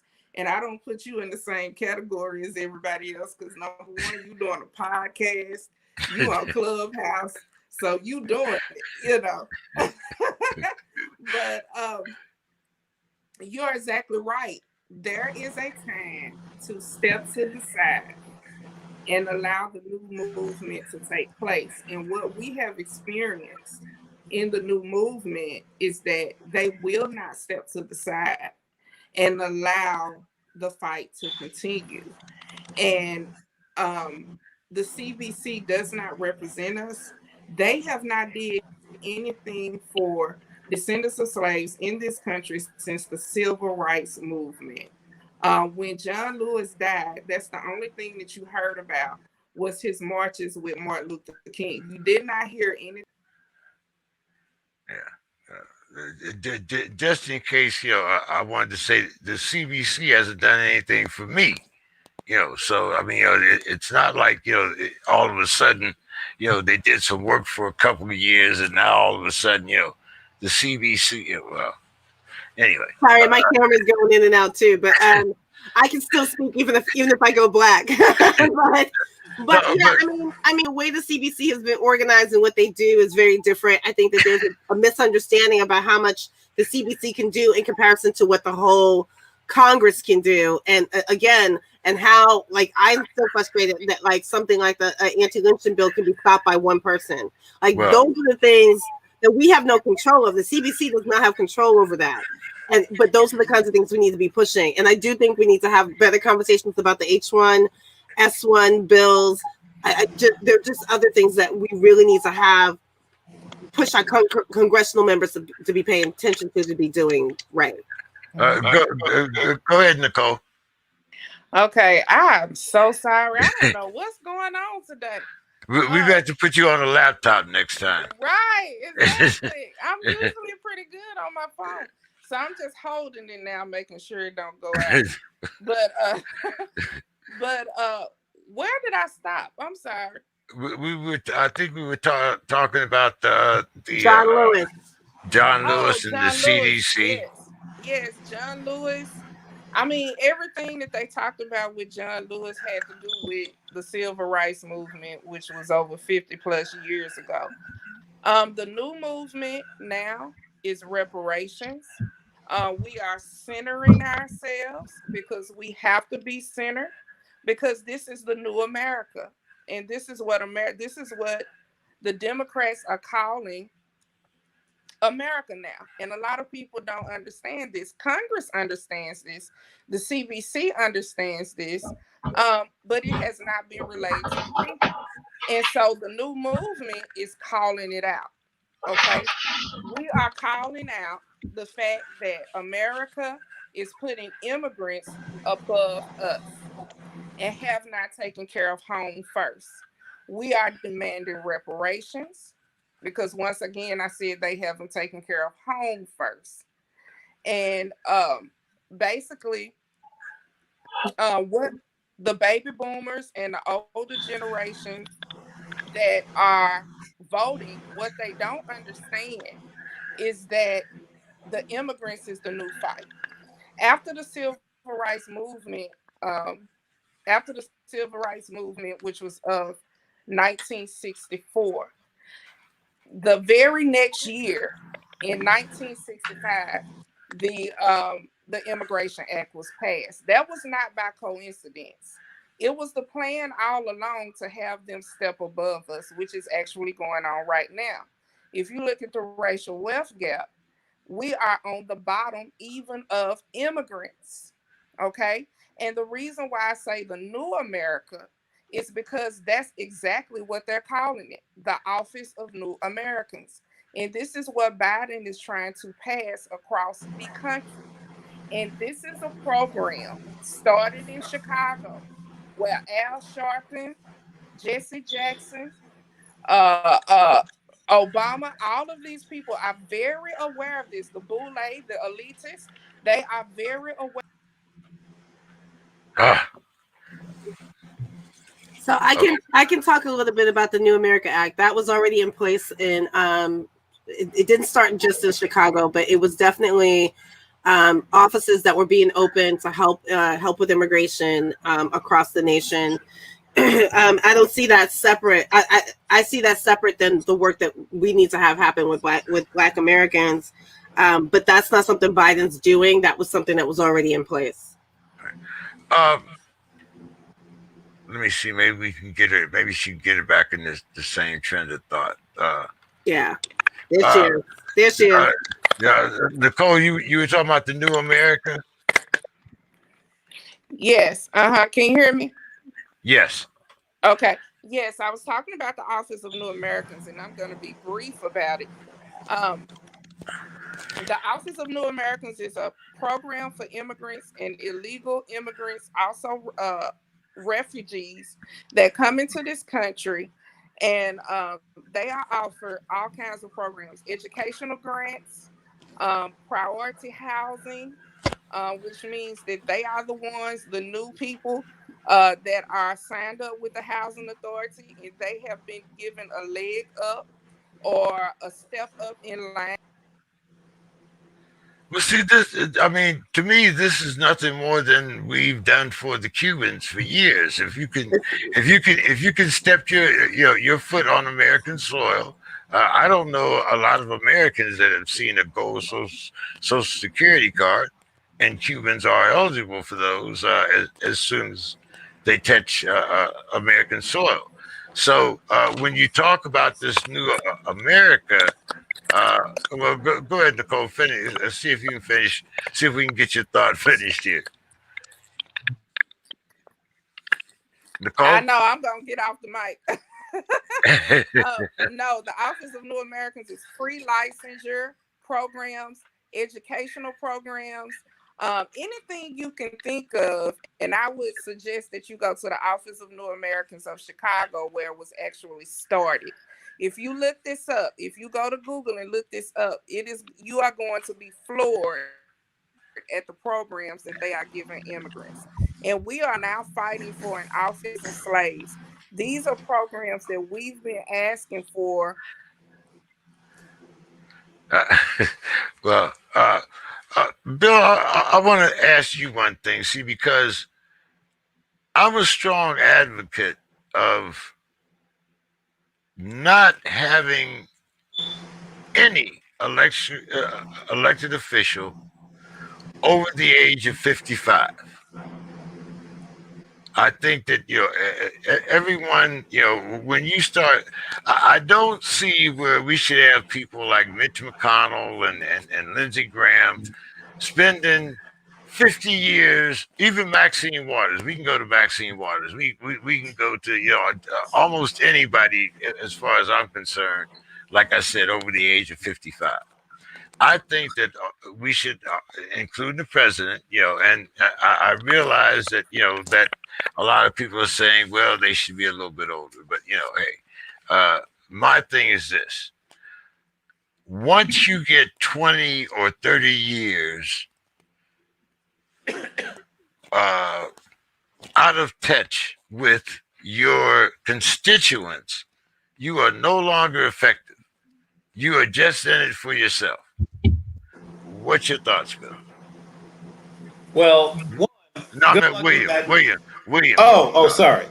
I'm going for term limits. I like term limits. That way, it's not an age thing. It's you're only going to serve 2 terms or 3 terms or whatever number they can come up with, just like we did with presidents. So yeah, there are too many dinosaurs in Congress now, and they amass power and can slow things down. Uh, but I think the big problem goes back to the simple fact that it's 2 camps, one fighting the other and not willing to work towards the good of the how did Spock say it? The needs of the many versus the needs Must of the outweigh one. the needs of the few. Yes. Yes. I don't know. But don't get me started. I'll start on foreign aid. I mean, and turn that money back around to anyone in this country. But Hey, well established. well, Yeah, I just want to clarify that the new America's office, it is a resource for people who are coming to this country, that they can go get information, just like a small business administration helps small businesses. It's very similar to that. okay. Uh, we are. I'm gonna let No, you give I us. just I just want Yeah. to say something about that. No, it's not similar to that, and I encourage people to look it up. It is much more than that. This Office of New Americans has a one-on-one with the mayor, the Democratic mayors in these cities. They can go to the mayor's office and ask for what they need, housing, everything. It is so much more than just a place where someone comes and asks for advice. This is real money. These are real programs. These people have access a step up above us. They have stepped in front of the line. Yeah, So it's not just a place where you ask for information and No, somebody. no, no. The SBA gives money too. That's how small business, especially small Black businesses, get the money they need to keep moving on and be successful. It's Small not just business. it's not just for we, Black. Black people are not getting small businesses at Yes, all. they No are. See, one in that's any the well, business. like we should have a conversation about where those yeah, numbers really yeah, are yeah, about the yeah. small business dollars.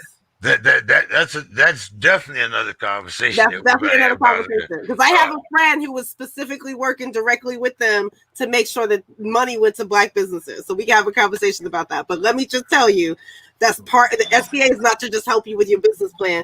It's also to make sure that funding comes from the federal government that goes to businesses to keep them moving. And we can go into another debate about the PPP stuff that went awry that was supposed to go to Black businesses that didn't happen because of a lawsuit. Like we got a whole bunch of conversations to be had about Yeah. where Black money got stopped that we need to talk about.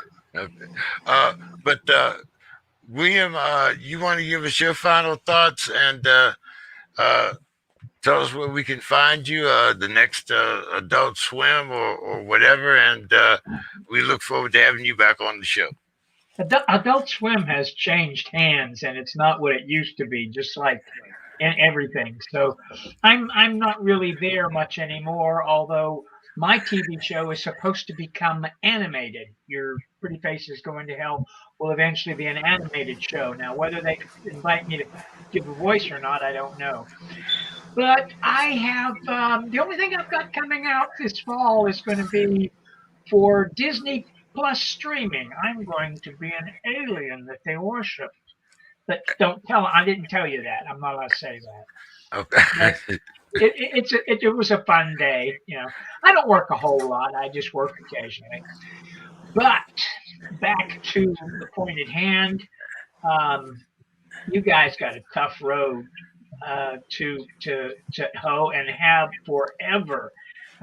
We know from the military, and we know from politics. I'm dead red in Georgia, yet Stacey Abrams and her fine team was able to flip this state into a presidential blue state and senatorial blue states. So the dream can be achieved. And it just takes a lot of people. And I thank you for having me. Hey, fellow veteran, as always, Bill.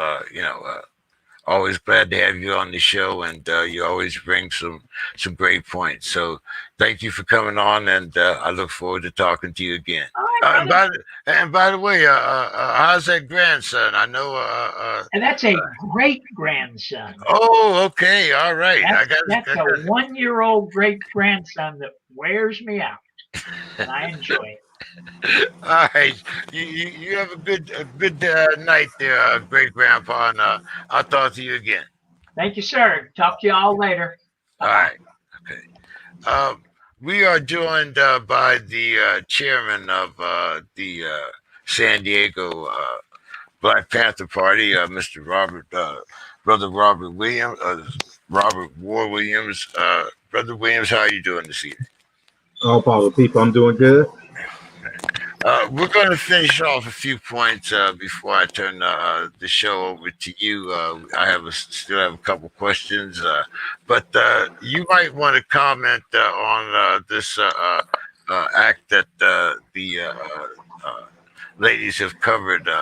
What was that again? What was that, Nicole? Office of New Americans. Yeah, Mm-hmm. I'm sure you've heard of that. Brother Williams. I don't have much research into that subject matter, the Office of New Americans. So Okay. I kind of just jump in when I can on this. Okay. Well, now, what were you saying about the Small Business Act administration in coordination with this, Shireen? Oh, I was talking about in coordination with small businesses so that Black businesses can get funding. But also the big thing that happened was the PPPs. The second stream of funding was supposed to go to minority businesses and minority organizations. And the big corporations actually pulled out lawsuits to stop it. They basically said that it was discriminatory to give money to Black and brown businesses. And so they stopped a lot of that. And be clear, that first pot of money, they were able to get access to millions of dollars, and none of it went to small businesses. So the second crew went to give it to Black and brown businesses, and they basically tried to stop it and cut the lawsuits out. They shouldn't even gotten the big pot that they had gotten. By the time we started to be able to even see, because originally they wouldn't let us even know how much money was being distributed and to who. And once that became revealed, like you saw these big, huge businesses that didn't need it, being able to get access. And there were a lot of businesses, especially Black women-led businesses, that were complaining about how many times they were in the cycle and were promised money that never got doled out to them. Yep. And so the second pot was supposed to focus on them, and that money has been stalled. I haven't seen it go back out, but that money has been stalled because what they're saying is that giving it to Black businesses was discrimination. Those are the kinds of things we need to be fighting, because that's what's stopping everything else. And no one's talking about that. Like, I'm not even hearing enough about that conversation. And those are the kinds of things that, like, when we're talking about where money should be going for Black and brown communities, we're not catching the moments that they get cut off, and no one's fighting about it. And I like, that's, I'm sorry, my camera's going in and out, but you can still hear me. Yes. But that's some of the that's some of the things. And I think that people misunderstand that even though the Small Business Administration is there to give you advice, it's also there to help Black businesses actually successfully get funding from the federal government. I don't know why my camera's doing this now. I'm probably going to end here too. But to make sure you're getting that pot of money is coming from the federal government that goes to these businesses. And that money does come through the mayor's office. Here in DC, we had several pots that we were working with. We had the DC Tech pot that was going to small businesses that we were working on, and then there was the regular businesses that were in existence in the area. Sorry about my camera. That's all right. Bill, you want to comment on that before I give it to Nicole and Robert? So, which thing am I commenting on? The small business and Sure. also, well, you can always take it all the way back to the original if you want.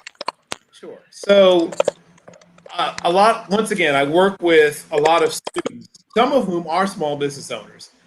And not to get too deep into how much paperwork was required for some of this stuff, a lot of them frankly got discouraged. I'll just be honest. They don't have a staff they can assign to wade through some of the stuff. Sometimes it's one or two, three people. It's sometimes it's a husband and wife, or a mother and daughter.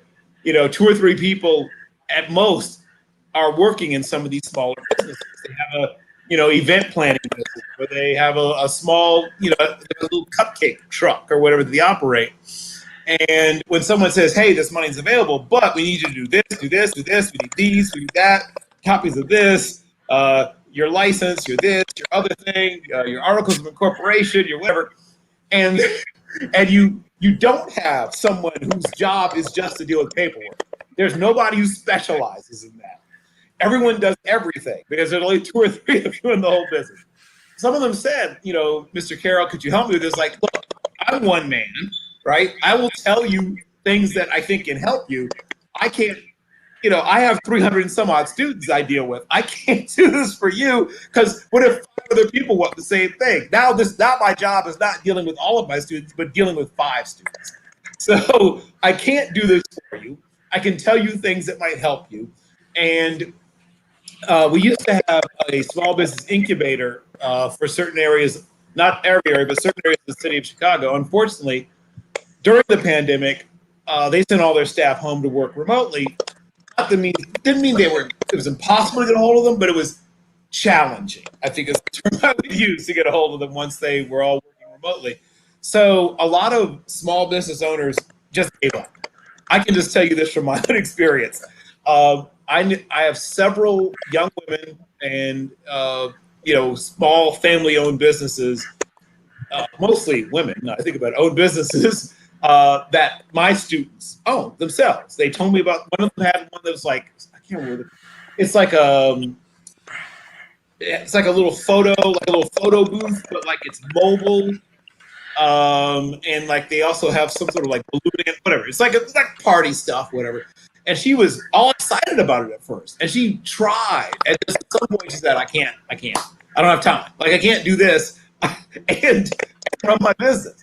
So there's got to be some way to help people navigate these processes.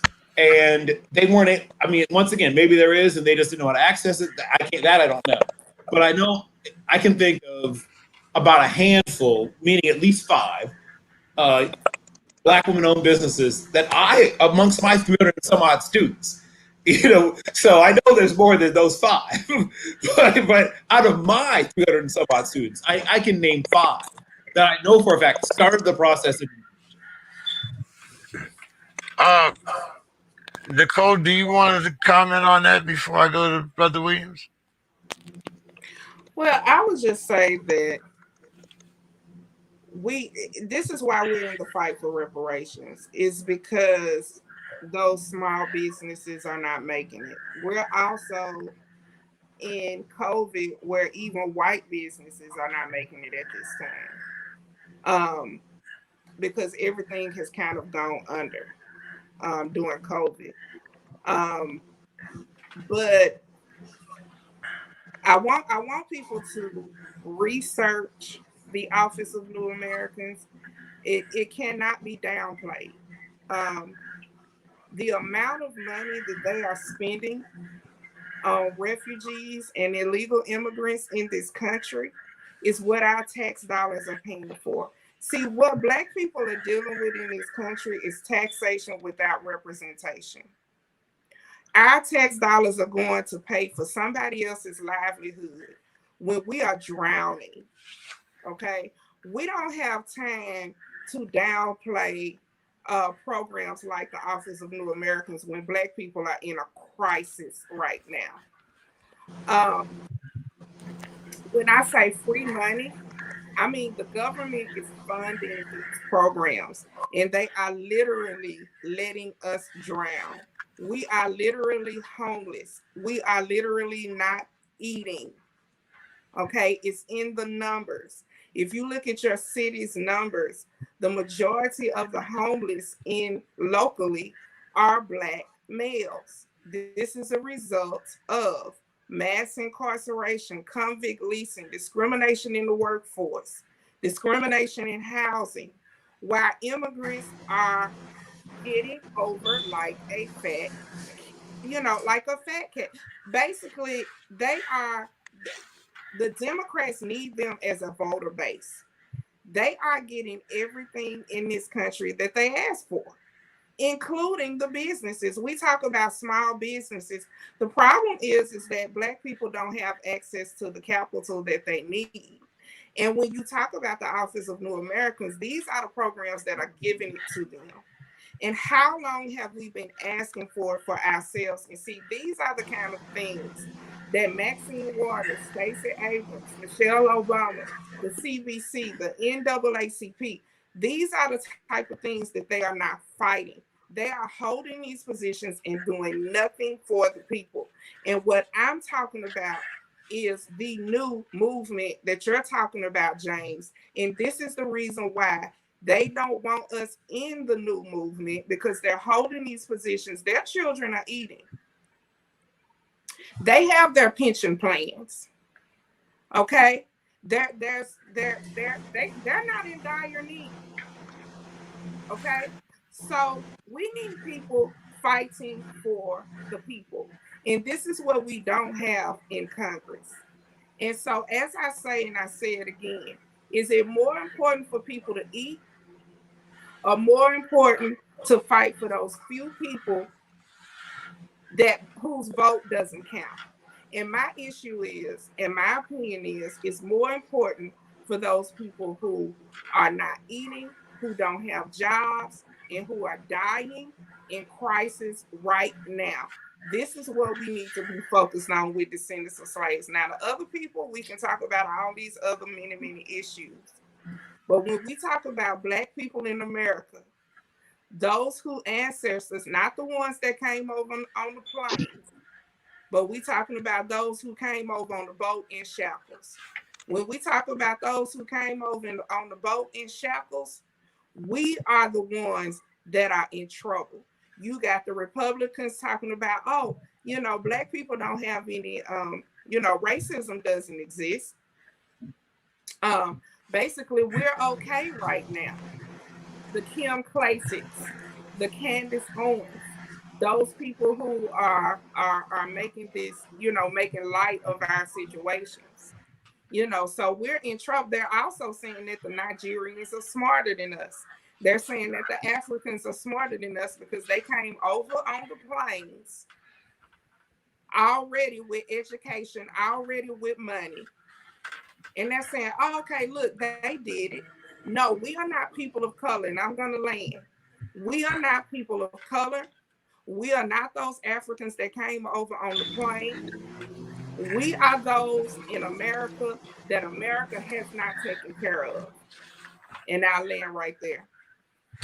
Brother Williams. Before I go, how does that government money happen if you don't vote for the people that's going to make that money get distributed? You said, what was the question? How does that money get to those people that need it if you can't vote for the people that will make sure that money gets distributed? I'm voting. No. Everybody I know that is voting. The only ones that I know that's not voting are the immigrants and the people that has got out the immigrants can't vote. They never were able to vote. But I'm asking right now about the stuff that you're asking for. How do you get that without voting for the people in office? Right. Biden is creating laws right now for immigrants to be able to vote. That is his plan. That's not true. That is true. It's not possible for anyone. You have to be a citizen to vote. You can't vote as an immigrant. It's not true. You can't. Yeah, and I know out here in California, immigrants can't vote. Not illegal immigrants. Not immigrants can You can vote. be a citizen. You have to be a citizen to be able to vote. Nobody else can. Just like some vote. Just like some criminal. Right now, as we speak in California, they are making it so that immigrants can get state and government jobs without being an American citizen. Voting is coming next. If you don't believe it, sit and watch. Just can't vote if you're not a citizen. Me and Brother Williams live in California now. From my experience, that's not happening. Now, maybe Brother Williams did it. I'm going to send it to you, James. I'm going to send it to you. It's happening right now in California that illegal immigrants will be able to get state and government jobs without being a legal citizen. Well, yeah, so please send that to me. Please send that, because it's not possible. And they can't vote. Let us send it to me, and I will definitely send it to you. Brother Williams, you said that you had to go, Shereen. So would you like to give us your final thoughts, tell people where they can find you, and tell people about your program?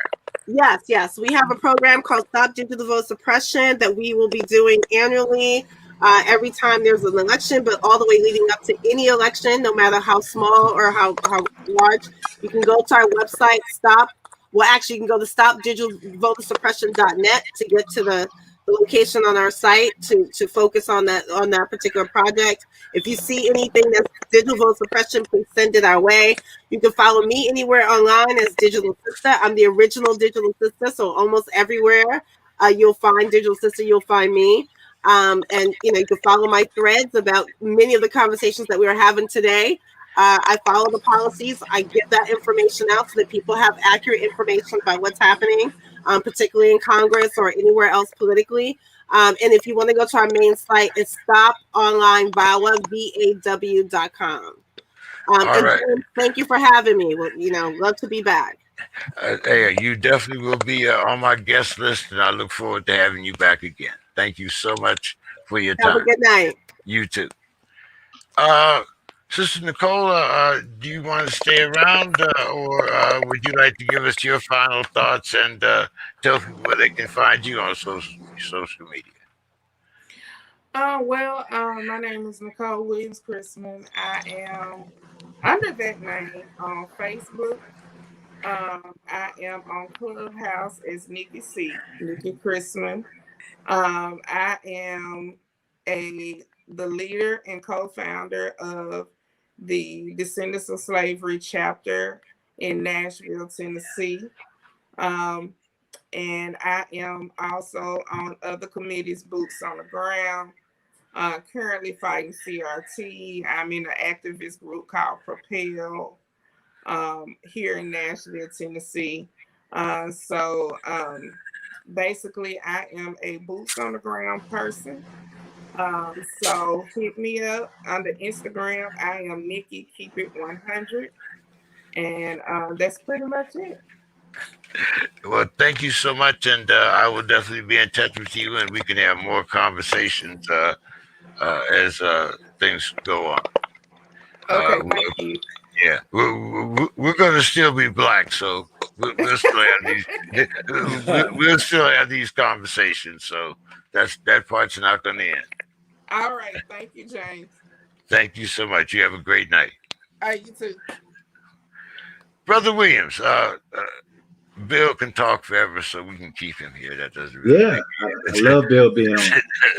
But some of the things that these young ladies were talking about, of course, as you can see, everybody doesn't agree.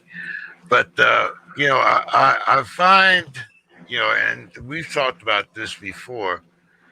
America always finds a way to take care of its immigrants and those that we deem valuable to us rather than our own. This is not something that is new. So, what are your thoughts when you hear, so many of these different, things about, voting rights, and why we're still trying to pass a John Lewis Voting Act, and as I said, all of the people that I saw yesterday that were giving speeches and talking about, civil rights acts were my age, people that should have long ago turned the reins over to, at least someone your age or Bill's age. Al Sharpton, has no business still being the face of the American civil rights movement. This is my opinion as a 74-year-old. But what is your thoughts on that, Brother Williams? Well, I want to talk before I jump into that directly. I do want to say part of, I think, of the situation you have to look at in regards to what Sister Williams was talking about has to do with when you talk about the access to resources. That in itself is a whole political, challenge. And we have to recognize the fact that anytime you talk about accessing resources, especially as it applies to us Black people, there is going to be politics involved in that. For every availability of a resource, there is a way you have to navigate that. That navigation in itself is going to be capitalized. Because keep in mind, the way opportunists work and the way opportunity work from that standpoint is that where there's a opportunity to be corrupt, an opportunity to skip the line, an opportunity to not have to go through the same channels that everyone else does, there's going to be someone that specializes in how to do that. Those people work directly with certain groups, certain organizations, and just certain types to already figure out a process to, hey, we can go by getting these resources this way. I charge you a certain percentage to do so. There are people out there that literally charge you to gain access to resources that are made available to everyone else. But because they know how to navigate that minefield, that in itself becomes a process that they fashion to exploit. And most, small businesses, most of our people, kind of like you were saying earlier, just don't have the time, and they're not aware of the game as it is played in terms of having access to resources. So when it's promoted to the general public that, hey, millions of dollars are available to minorities to do this and that, oftentimes gaining access on the basic level for the basic business that is trying to, grow themselves or just trying to keep their head above water is still going to be gate kept from those resources, because there are people that specialize in the access to those resources, and pigeonholing those resources so that they become the first come and first served. And I think a lot of times we fail to see that the politics and the corruptions go along with the accessing of resources, regardless of them being made available. There's going to still be somebody, some process that is going to capitalize off of that, and that will still derail the majority of the people having the opportunity to gain access to these things, at least to the great degree. And so let's just be aware of the fact that everything becomes politicized and everything can be capitalized from, because that's basically the environment we live in.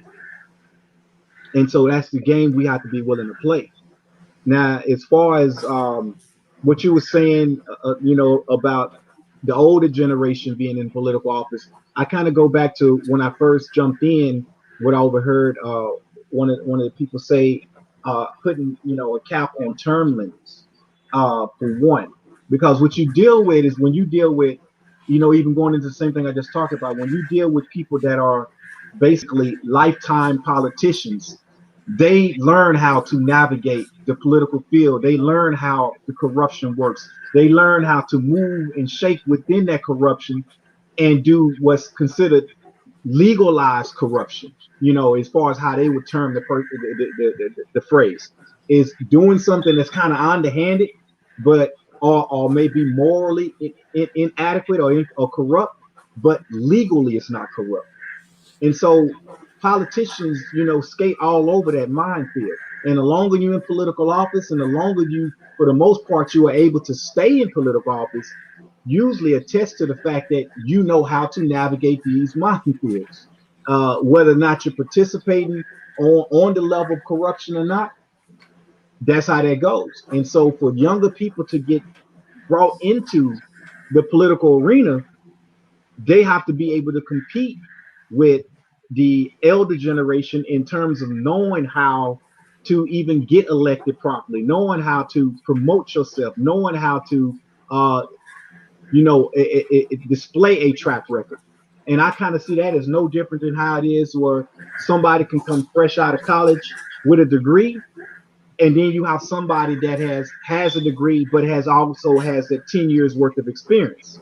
Oftentimes it's hard for that fresh person to get that break, because getting that break is going to mean that they're going to bump their head. It's going to mean that they're going to make mistakes. And I think when you talk about the political arena, politicians capitalize off people's lack of experience. They capitalize off people's not having a track record. And so it comes a point to where, even when you talk about people going out to vote, you'd be surprised how many people vote simply because they recognize the name. It don't have nothing to do with what they actually know about their candidate. They recognize the name. Hell, I think that's really how Donald Trump got elected, because he was Donald Trump. You know, so this is why you have more and more people basically fighting a popularity contest as it applies to political office. Anyway, it's not so much what you're going to do; it's how popular of an opinion you can promote. And so the whole aspect, generally speaking, in terms of gaining a foothold into politics, is just a circus show. So younger generations are often not equipped to be able to jump into that fight unless they have some older politicians or some or people that have a legacy and and know how to navigate the minefield of the corruption that goes along with being in that position. And I just really feel like that's the thing, and there's going to be gaps. So when you talk about Al Sharpton being the face of civil rights, well, you're looking at a generation that rides on the nostalgia-ness of that. Hell, for that matter, when you talk about the Black Panther Party that I'm in, what attracts people, young people, to come into this movement has more so to do with the nostalgia of what they've heard about in the 60s than it does the potential of the work and the foundation that they could possibly build coming into it now. So these are the kind of things that sit in the way of progress oftentimes, and oftentimes people that have been in it for a good length of time don't want to let it go, and the younger people don't know how to fight the fight to remove them from that seat of power.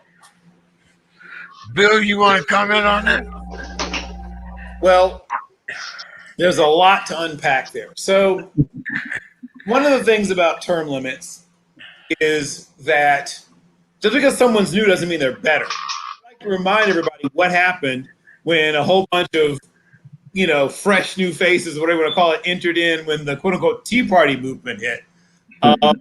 And things got worse than ever before. Now, obviously, you're hoping that if you turn over, the crops enough time, you'll get, better or whatever, or you get people who are, but you're going to lose some competence, right? Just like people are nervous about a new mechanic. When you pull into the mechanic shop and the mechanic's a little too young, you're like, where's Gus, the guy I'm used to? When you go to a dentist, you get a little nervous if your dentist looks a little too young, like, how long have you been doing this? So there's advantages and disadvantages to everything. Yes, you get entrenched in power, you get better at corruption, but you also get better at other things too. And good people, right, if someone's good, it hurts to lose them because you lose the competence, you lose the connections, you lose the things they've built up over the time they've been there. And because things like committee assignments and positions are all based on seniority, you'll have to change the way Congress and the Senate works. If you do impose these limits, how do you assign these things if it's not seniority, if nobody has seniority, or if you're not allowed to establish seniority? But the real solution to me is to fully fund everyone's campaign, to have all campaign funding centrally controlled. To me, that's the real issue.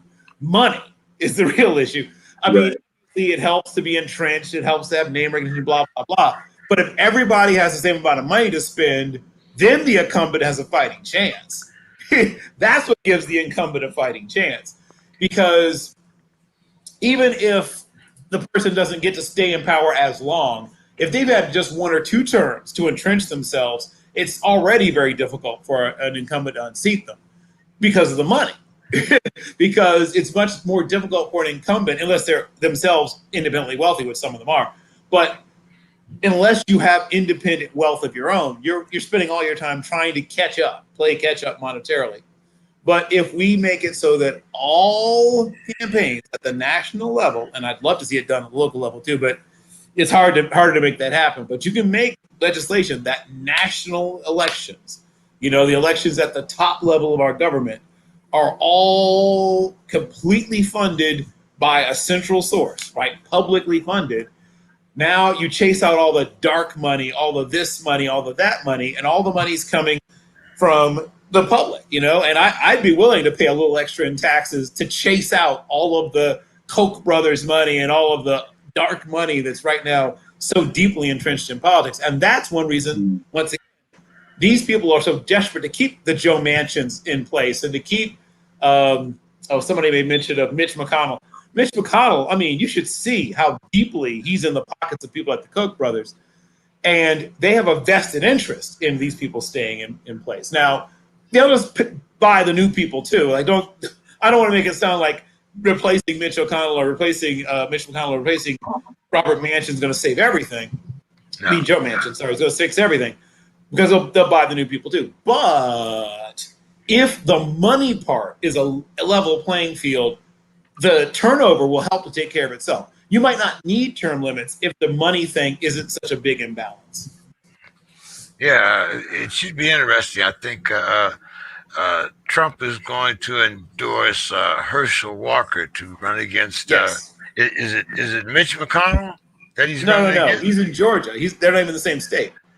Yeah, but I don't think. Well, you can only get two, right? Two Right, senators. but they're not in the same state. Mitch McConnell's in Kentucky. Herschel's running in. Well, is it Lindsey that's in Georgia? I know he's running against one No, of those Lindsey's in guys. South Carolina, not in the same state. It's one of those guys that I know that Herschel No, is no, he's in supposed to be. Georgia. He's not in Kentucky. He's not in South Carolina. He's in Georgia. He's a deer. Yeah. Okay. Yeah, yeah. He's another Larry Elder, right? Well, only less skillful. Like he doesn't quite know how to put it together. Well, I'm sure that the Trump campaign will do something about that. But guys, I've been kind of tussling with this for quite some time, and I know some people that are listening are probably going to say, "Well, this is a very callous statement," but this is something that as both of you know, I don't mince my words much.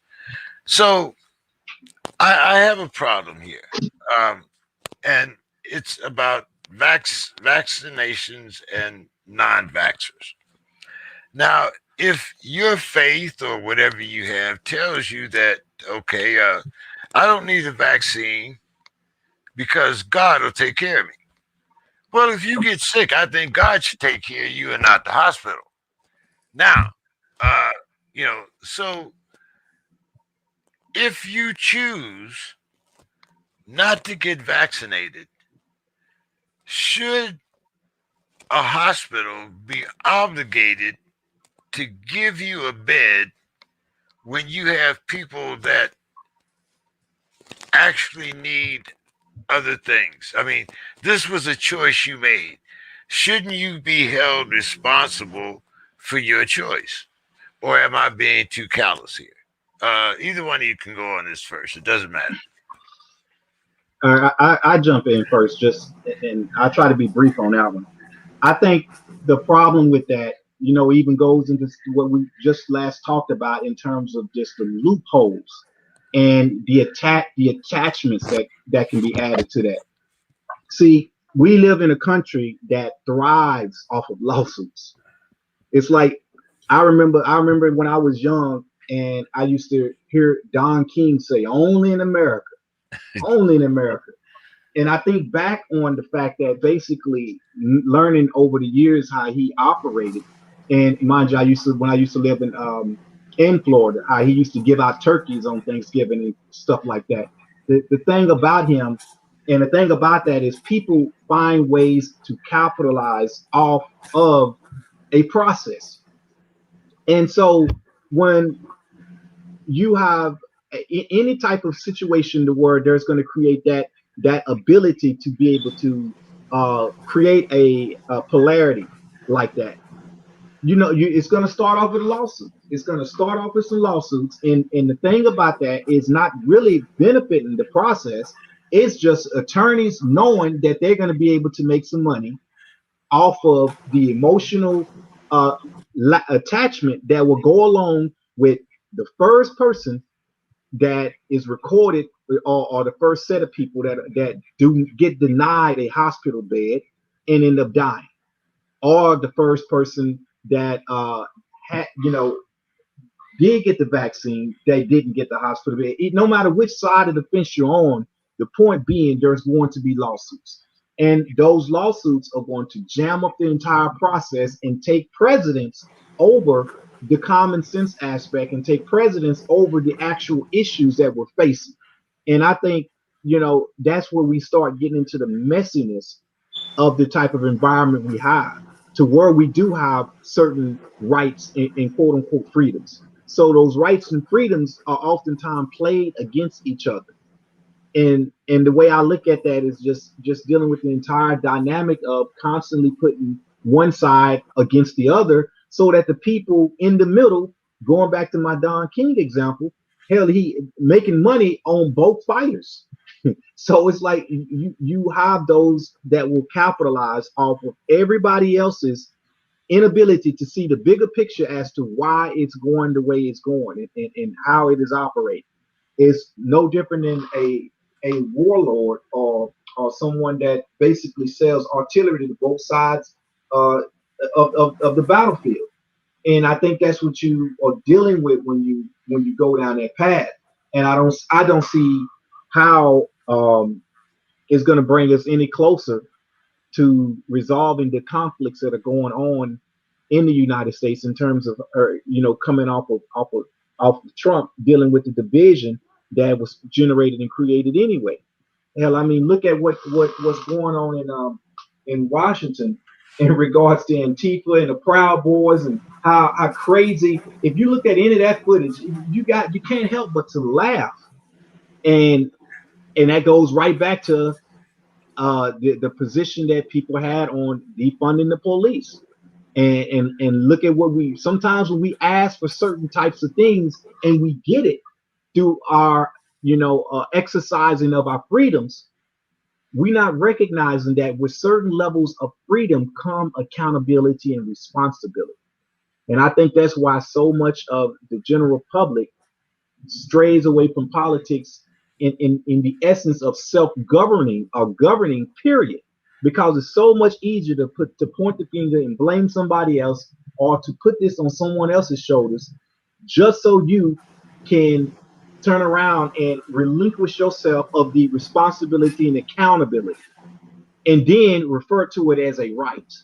You see, so when you talk about freedoms and you talk about your rights, we're constantly dealing with this polarity, and with this juggling act of one taking precedence over the other, and trying to have a happy medium and a happy balance, right along with an increasing population, which creates an increasing demand, which creates an increased interest, and just everything creates an influx of inflation, or an inflated economy, so to speak.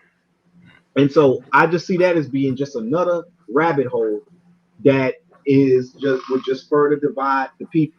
And I personally don't agree with it, just from that perspective, just from the politics of it. But as an individual choice, James, I think you're absolutely right. But how do you weigh these individual choices and freedoms against a population that, like I said last week, where common sense ain't common? And how do you create legislation to hold people accountable to common sense? Because I think that's what you're getting at that point. Well, Bill, hey, I give him, the supply of hydrochloride pills, just like we did when we went to Vietnam. I give him, a bottle of bleach. I give him another bottle of cow dewormer, and tell vitamin D, whatever holistic thing that you believe in, and send you back on your merry way. I mean, when you go as an officer, when you go to war, you count your number of casualties that you assume that there's going to be. Hey, these are projected casualties. See you. Bye. I'm not even going to say sorry. Hey, sorry. Whatever. But hey, this was a choice you made. Live with your choice, or die with it. Boom. I'm done. Things Well, are much things are much simpler in 1967. But go ahead. I was just going to say, while I enjoy hearing the things you say, as I'm sure you know, before they pin those caduceus on you, you take an oath as a medical professional, particularly as a doctor, and amongst those things are to preserve life and first do no harm. I certainly get what you're saying, and I would love to see if some of these people are opting in or opting out, I would love to see if there was some sort of legal way, to allow them to opt out of certain things. But frankly, legally, it's difficult to deny someone care if they don't want to be denied care. Even if, literally the guy who called him, Mr. Anti-Vax shuffled off this mortal coil about 18 hours ago. So it's interesting to see. He's one of, I think, three or four, who were very prominent people, anti-vax people, who've passed away in the last 10 or so days, including a leader of the Texas Freedom Forum, or whatever the heck they call themselves. It's been interesting to see sort of the whole, culling of the herd, or whatever you want to call it. But unfortunately, this is why I don't want to see this allowed out, because these people, unfortunately, will take other people with them. Unfortunately, they're spreaders. They're not in a bubble. So we need to do everything we can to get everybody, vaccinated as much as possible. But if someone, for some reason, isn't going to be vaccinated, we need to make sure that they have as little contact with other people as possible. Because, it's a Typhoid Mary situation. Mary Mallon, right? Chicago, right here in Chicago, worked in a soup kitchen, right? That's how we get the whole Typhoid Mary thing comes from. She worked, of all things, she worked in a Settlement House soup kitchen. She was a person who was out of the quote unquote goodness of her heart. But of course, to be fair to her, she didn't know she had typhoid. She had developed an immunity. And so she was able to have it active within her without knowing. And that's the thing I would like to also say, that we obviously highlight these high profile cases of people who are dying and whatever. There are also people who are not getting vaccinated, who are running around and have developed an immunity, but they still have the active, they don't have symptoms, they're asymptomatic, but they have the active virus in their systems. That's why it's so important. Nobody wants to see another lockdown, but if we had done a hard lockdown immediately, starting with the very first cases that came to light at the end of, really before we got it, really more than 2 years ago, we had the first. No one knew what it was exactly, though some people suspected. But if we'd done a hard lockdown as soon as we had confirmed cases, and it stayed in it for about 9 months, as much as that would have hurt, we'd be in a much better place now. But since it was left up to the states, and some states said, no, we'll never do it, our freedoms, right? And they had spring break, not once, but twice. Not one, right? Not one. Right. We had 2 spring breaks in Florida. There's lots of diseases being passed back and forth in a normal spring break year without a global pandemic. You know what I'm saying? When you add to what goes on in spring break, sweet Jesus God, I'm not even Catholic, but when you think about what goes on in spring break and you add a global pandemic to it twice, and then they go to Ohio, where the heck they're from, because there's some Florida kids there too, but most of the kids who go to spring break are from Florida, right? The Florida kids, it's no big deal. They live in Florida. Yeah. It's these kids who are from Pittsburgh and Cleveland and Chicago and all the other places where the weather isn't so nice, flock down there and do everything. So you have to remember, people apparently have no common sense or self-control. That's what we've learned, right? If we've learned nothing else from the last year, people do not. Common sense is not that common, and people have little to no self-control. So I hate having to restrict access and restrict all this other stuff. But it's been demonstrated to us that people cannot. He talked about accountability. Brother Robert War Williams nailed it. With freedom comes accountability. If you want your freedoms, then be accountable. But people cannot seem to do even the simplest things. Stay away from each other. Mask up. Get vaccinated. If you can't get vaccinated, then make devil sure you mask up and stay the heck away from other people. If we had just followed some fairly simple guidelines, would we have wiped it out? Maybe not, but it would be way better than it is now. Gentlemen, another thing that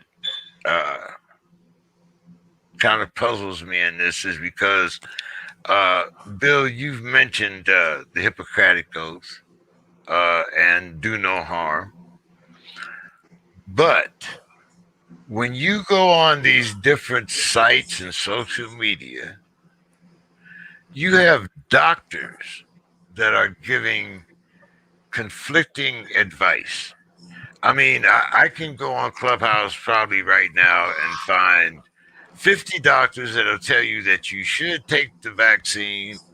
And then I can probably find another 50 doctors that tells you that it attacks your DNA or some other uh, Tucker Carlson or Hannity backed opinion. So if we do not have a consistency within the medical profession itself, how are we supposed to make educated decisions without going back to our original Black roots and possibly trying to deal with this holistically? Which, I mean, there are certain things that, just because of the variancy or the how this particular vaccine has multiplied. For instance, what would happen if we didn't give smallpox shots for 10 years? Would there be a variant? Would something else happen? But why don't we seem to have any consistency among the medical profession in any type? I mean, and I'm not talking about just black doctors, white doctors. I mean, you can find a myriad of race, different doctrines, or whatever you call it that they practice, but we cannot seem to get a consistent opinion from the medical field. How should we go about that as Black people? I mean, we already have the inconsistency when it comes to treating us as a people. We also have the inconsistency of the medical profession when it comes to testing and vaccines on our particular race. So, Brother Williams, how are we supposed to address this when seemingly the experts don't know what to tell us? All right, I'm gonna start off that by just saying this statement here. The only thing perfect is imperfection, and I'm gonna build from that.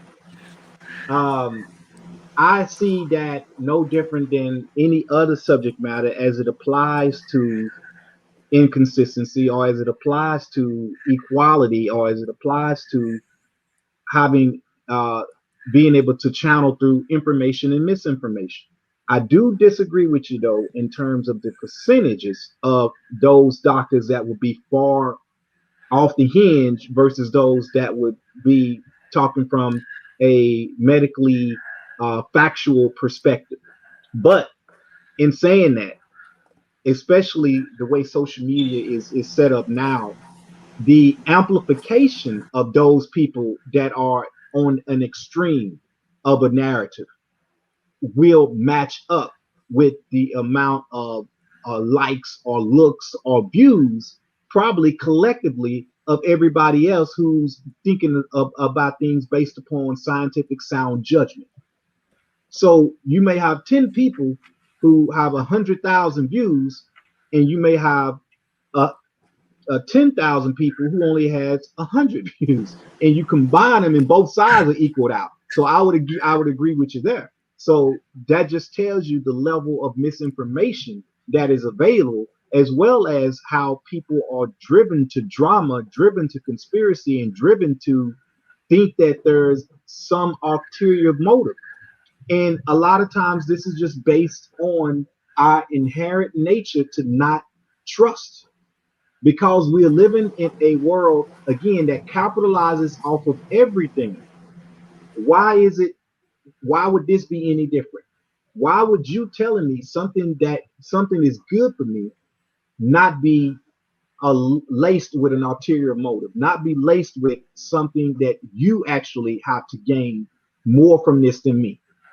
And so we have that type of thinking count ingrained in how we approach life in general.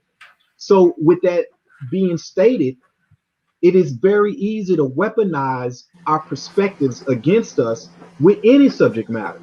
And I think most people fall victim to that. And most people fall victim to the fact that at the end of the day, if they don't have any hard evidence, they're going to go completely right or completely left. Period. There are certain things you just can't ride the fence on because it'll just rip you apart, and so they're going to jump from one side to the other. And I think we oftentimes are just being victim to that type of thinking, especially in the age of where you're overloaded with so many different perspectives and viewpoints. I even remember, to give you a funny case on the subject, but off the subject, I remember when the lockdown first happened, there was a video that got sent to me about somebody saying that the real reason they want us locked down is because there's a lot of UFO activity going on and they don't want people outside looking up in the sky to see it. It's like, really? You got so many so much stuff that gets thrown out there that sends people in all these different directions. Our way of critically processing information, most of us, gets warped. And so how we view things, you know, we go into what could be best for us with a perspective that whoever's telling us this has an ulterior motive. So I best not trust them. And since I don't trust them, I'm definitely not going to trust the information. And so then you go to the far extreme and you look at these other things that you're being inundated with that are laced with a bit of information that is truthful, but covered in misinformation. See, when you talk about dark psychology, and I just want to mention that word for the listener on this, look it up, dark psychology. You get into this aspect to where, and this even goes into when we talk about politics, to where there is a little bit of truth and facts in every lie, Right. in every lie.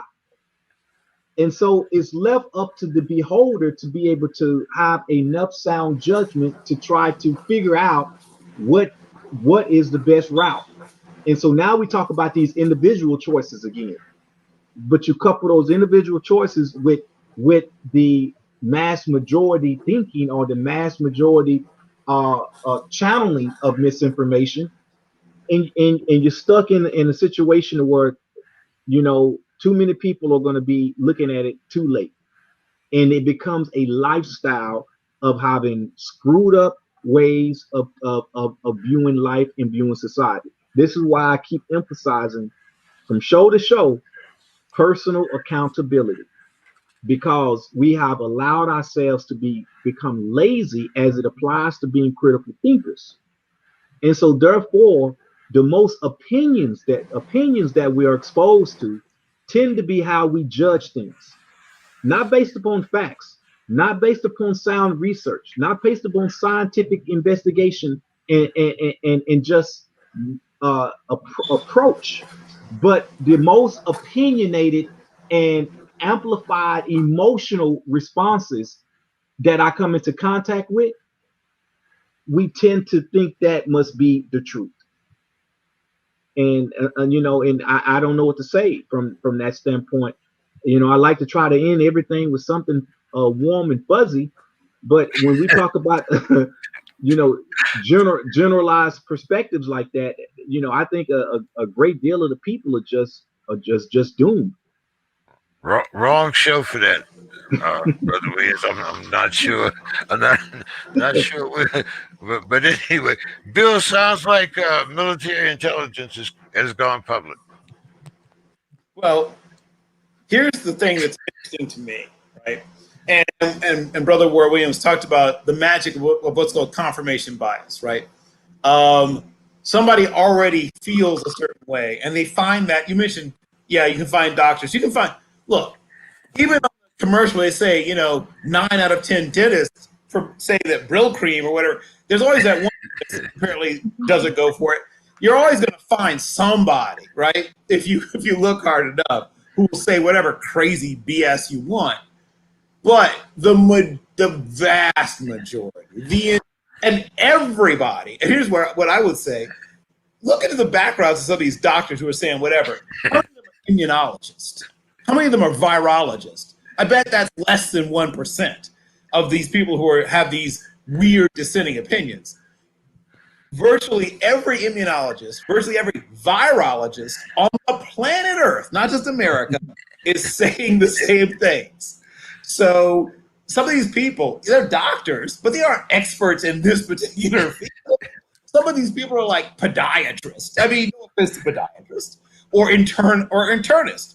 No offense to internists. You're very good at what you do, but this isn't what you do, right? You wouldn't, if you had an engineering issue, right? You wouldn't call a motorcycle mechanic. That's like an engineer, but not an engineer, right? There's a difference. If you want to study what viruses do and how infectious diseases are spread, you go to virologists and immunologists, right? Epidemiologists also as well. That's their actual field of study. That's what they do. And the people that study epidemics, the people that study viruses, and the people that study infectious diseases, the virologists, the immunologists, and the epidemiologists, these people, the actual real experts, because not every doctor is an expert in everything, pretty much all agree. So when you find the plastic surgeon or the podiatrist or the oral surgeon or the thoracic surgeon or whatever who says, "Oh, but I believe that ivermectin is the way to go," or what a bright light should be shining on your organs, whatever. But they are not virologists. They are not immunologists. And they are not epidemiologists. Find me one of those, James, who's buying all these crackpot theories. Hey, like you said, some of them are podiatrists, some of them are pimple poppers, but they have doctor in front of their name, and Yes. when they go into a room and people are talking, oh, Doctor so and so, it's not what are you a doctor of? You might be a doctor of beekeeping for all I know, but anyway, that's that's I guess anyway, I've kind of presented some of my harsh views this evening, kind of like we used to say in Nam, kill them all, let God sort them out. You don't want to get vaccinated, good. Hey, I got no problem with it. That's between you and whoever you see later on. But that hey, that's your choice. So I think it should be my choice to leave your ass out in the street too. But anyway, that's just me. Bill, final thoughts. So my final thoughts. We've taken some shots at the what I call the minoritization industrial what do you call it? Complex, right? You mentioned Al Sharpton by name. Believe it or not, there was a time when the NAACP actually was an effective working organization. Shocking, isn't it? Right. If you're below 1947, maybe. Right. If you're below a certain age, you don't remember these days, unfortunately. But I don't remember him, Bill. I'm 74. I don't remember him. But Okay. 110 years ago, this very day, okay, all right, okay. Roy Wilkins was born and was originally a journalist. Right, he wrote for the Minnesota Daily and was the editor of a black newspaper called the St. Paul Appeal in St. Paul, Minnesota, and later editor of the Kansas City Call, which also was a black-owned newspaper in Kansas City. He was an assistant secretary of the NAACP and eventually replaced William Edward Burkhardt Du Bois as the editor of the Crisis magazine when Du Bois left. Now, what he managed to do, And admittedly, he didn't, do everything we would have liked. But what he did manage to do was eventually, when he was executive secretary, he was executive secretary when they dispatched their lawyers, right, to Topeka, Kansas, for the Brown versus Board of Education case. And whatever you may feel about what came out of that case, because once again, the old line I keep saying about once you open a can of worms, you have to eat it. While certainly the process of opening up civil society to integration, which brought with it problems as well as solutions, it was a move that began to at least turn down a little bit the signal being sent out to every black child in America that they were broken and that they were somehow inferior. My father, was a high school student when this case was working its way to courts, and in fact was out of school when the case finally was decided, because this state of Virginia, through something called massive resistance, saw this coming and said, well, we won't deal with this integration stuff. We'll just shut down all public schools. Another thing they tend to leave out of the history books, but not just Virginia, some other states also brought in massive resistance, which is why so many of the so-and-so Christian academies in southern states date their charter date to either 54 or 55. But he ran the NAACP for 20 years. And, once again, it wasn't all, Skittles and beer. It wasn't all, laughs and giggles or whatever. Some bad stuff happened, some good stuff happened. But the last time the NAACP was a legitimate functioning organization that got some things done, right? Arthur and Lucy, right? Thurgood, the case that we're talking about, the Brown versus Board of Education and Thurgood Marshall, the Civil Rights Act of '64, the Voting Rights Act of '65, all those things happened on his watch, and the NAACP was extremely involved in all of those things that happened. So whatever else we might feel, especially in the last 50 plus years about the NAACP, but whatever we might feel, it's important to remember that at one point it was, if not the tip of the spear, it wasn't far back from the tip of the spear when it came to anti-lynching, when it came to trying to fix inequalities in education, inequalities in housing, and inequalities in job training and things like that. And while slowly but surely we're watching a death spiral of the organization nowadays, it is important to remember that at one point it was the best known and one of the most effective organizations of its type in this nation. Brother Williams, as always, it's always good to talk to you. Always good to get perspectives, and as always, I'm finishing the show right on time. So why don't you give us your final thoughts for the evening? I know you had been talking about your school program. How's that going? And another thing that I've been meaning to ask you about is the case of the young man that was run over the day before Thanksgiving, or was it Thanksgiving Day? Yeah, I think that was the day before Thanksgiving. But yeah, I hadn't did any work whatsoever on that case, and nor have I been working with the family. And so I can't give you any information on that, any updates on that. In fact, I haven't seen that any activity being done on that, even from the family that I brought on board to discuss it. Members of the NAACP, I might add. Sorry about that, but I had to throw that out there. Go ahead. Yeah, well, that's a whole nother fight, and I'm not going to go into that fight right now. I know. But as somebody 74 years old, the history, it just kind of every once in a while it just kind of sticks in my throat. But that's just me. Go ahead, Brother Williams. I'm sorry. Well, I just want to kind of go over, because I think a lot of the stuff we talked about today just leads into how brainwashed I feel the masses are and how unaware they are in terms of the way they think. So I just want to throw out some definitions that we use within our Panther training to the general public, especially from a standpoint of some words, conjunction words that y'all probably not heard combined with it.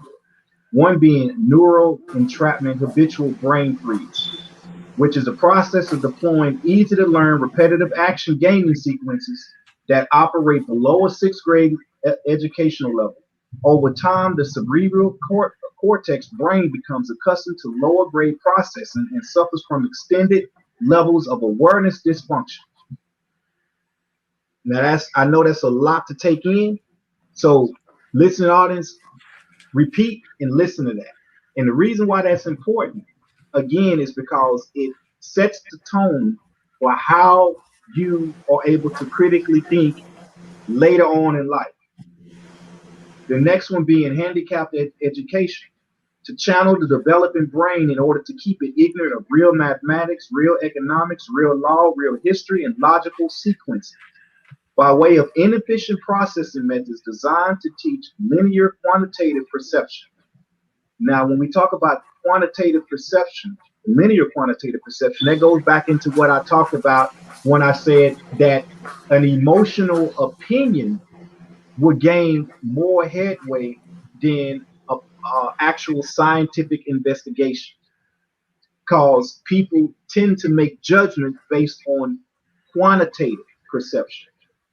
And so we refer to that as a process of handicapped education. And then that takes us into the last one I want to bring up, which is codependence.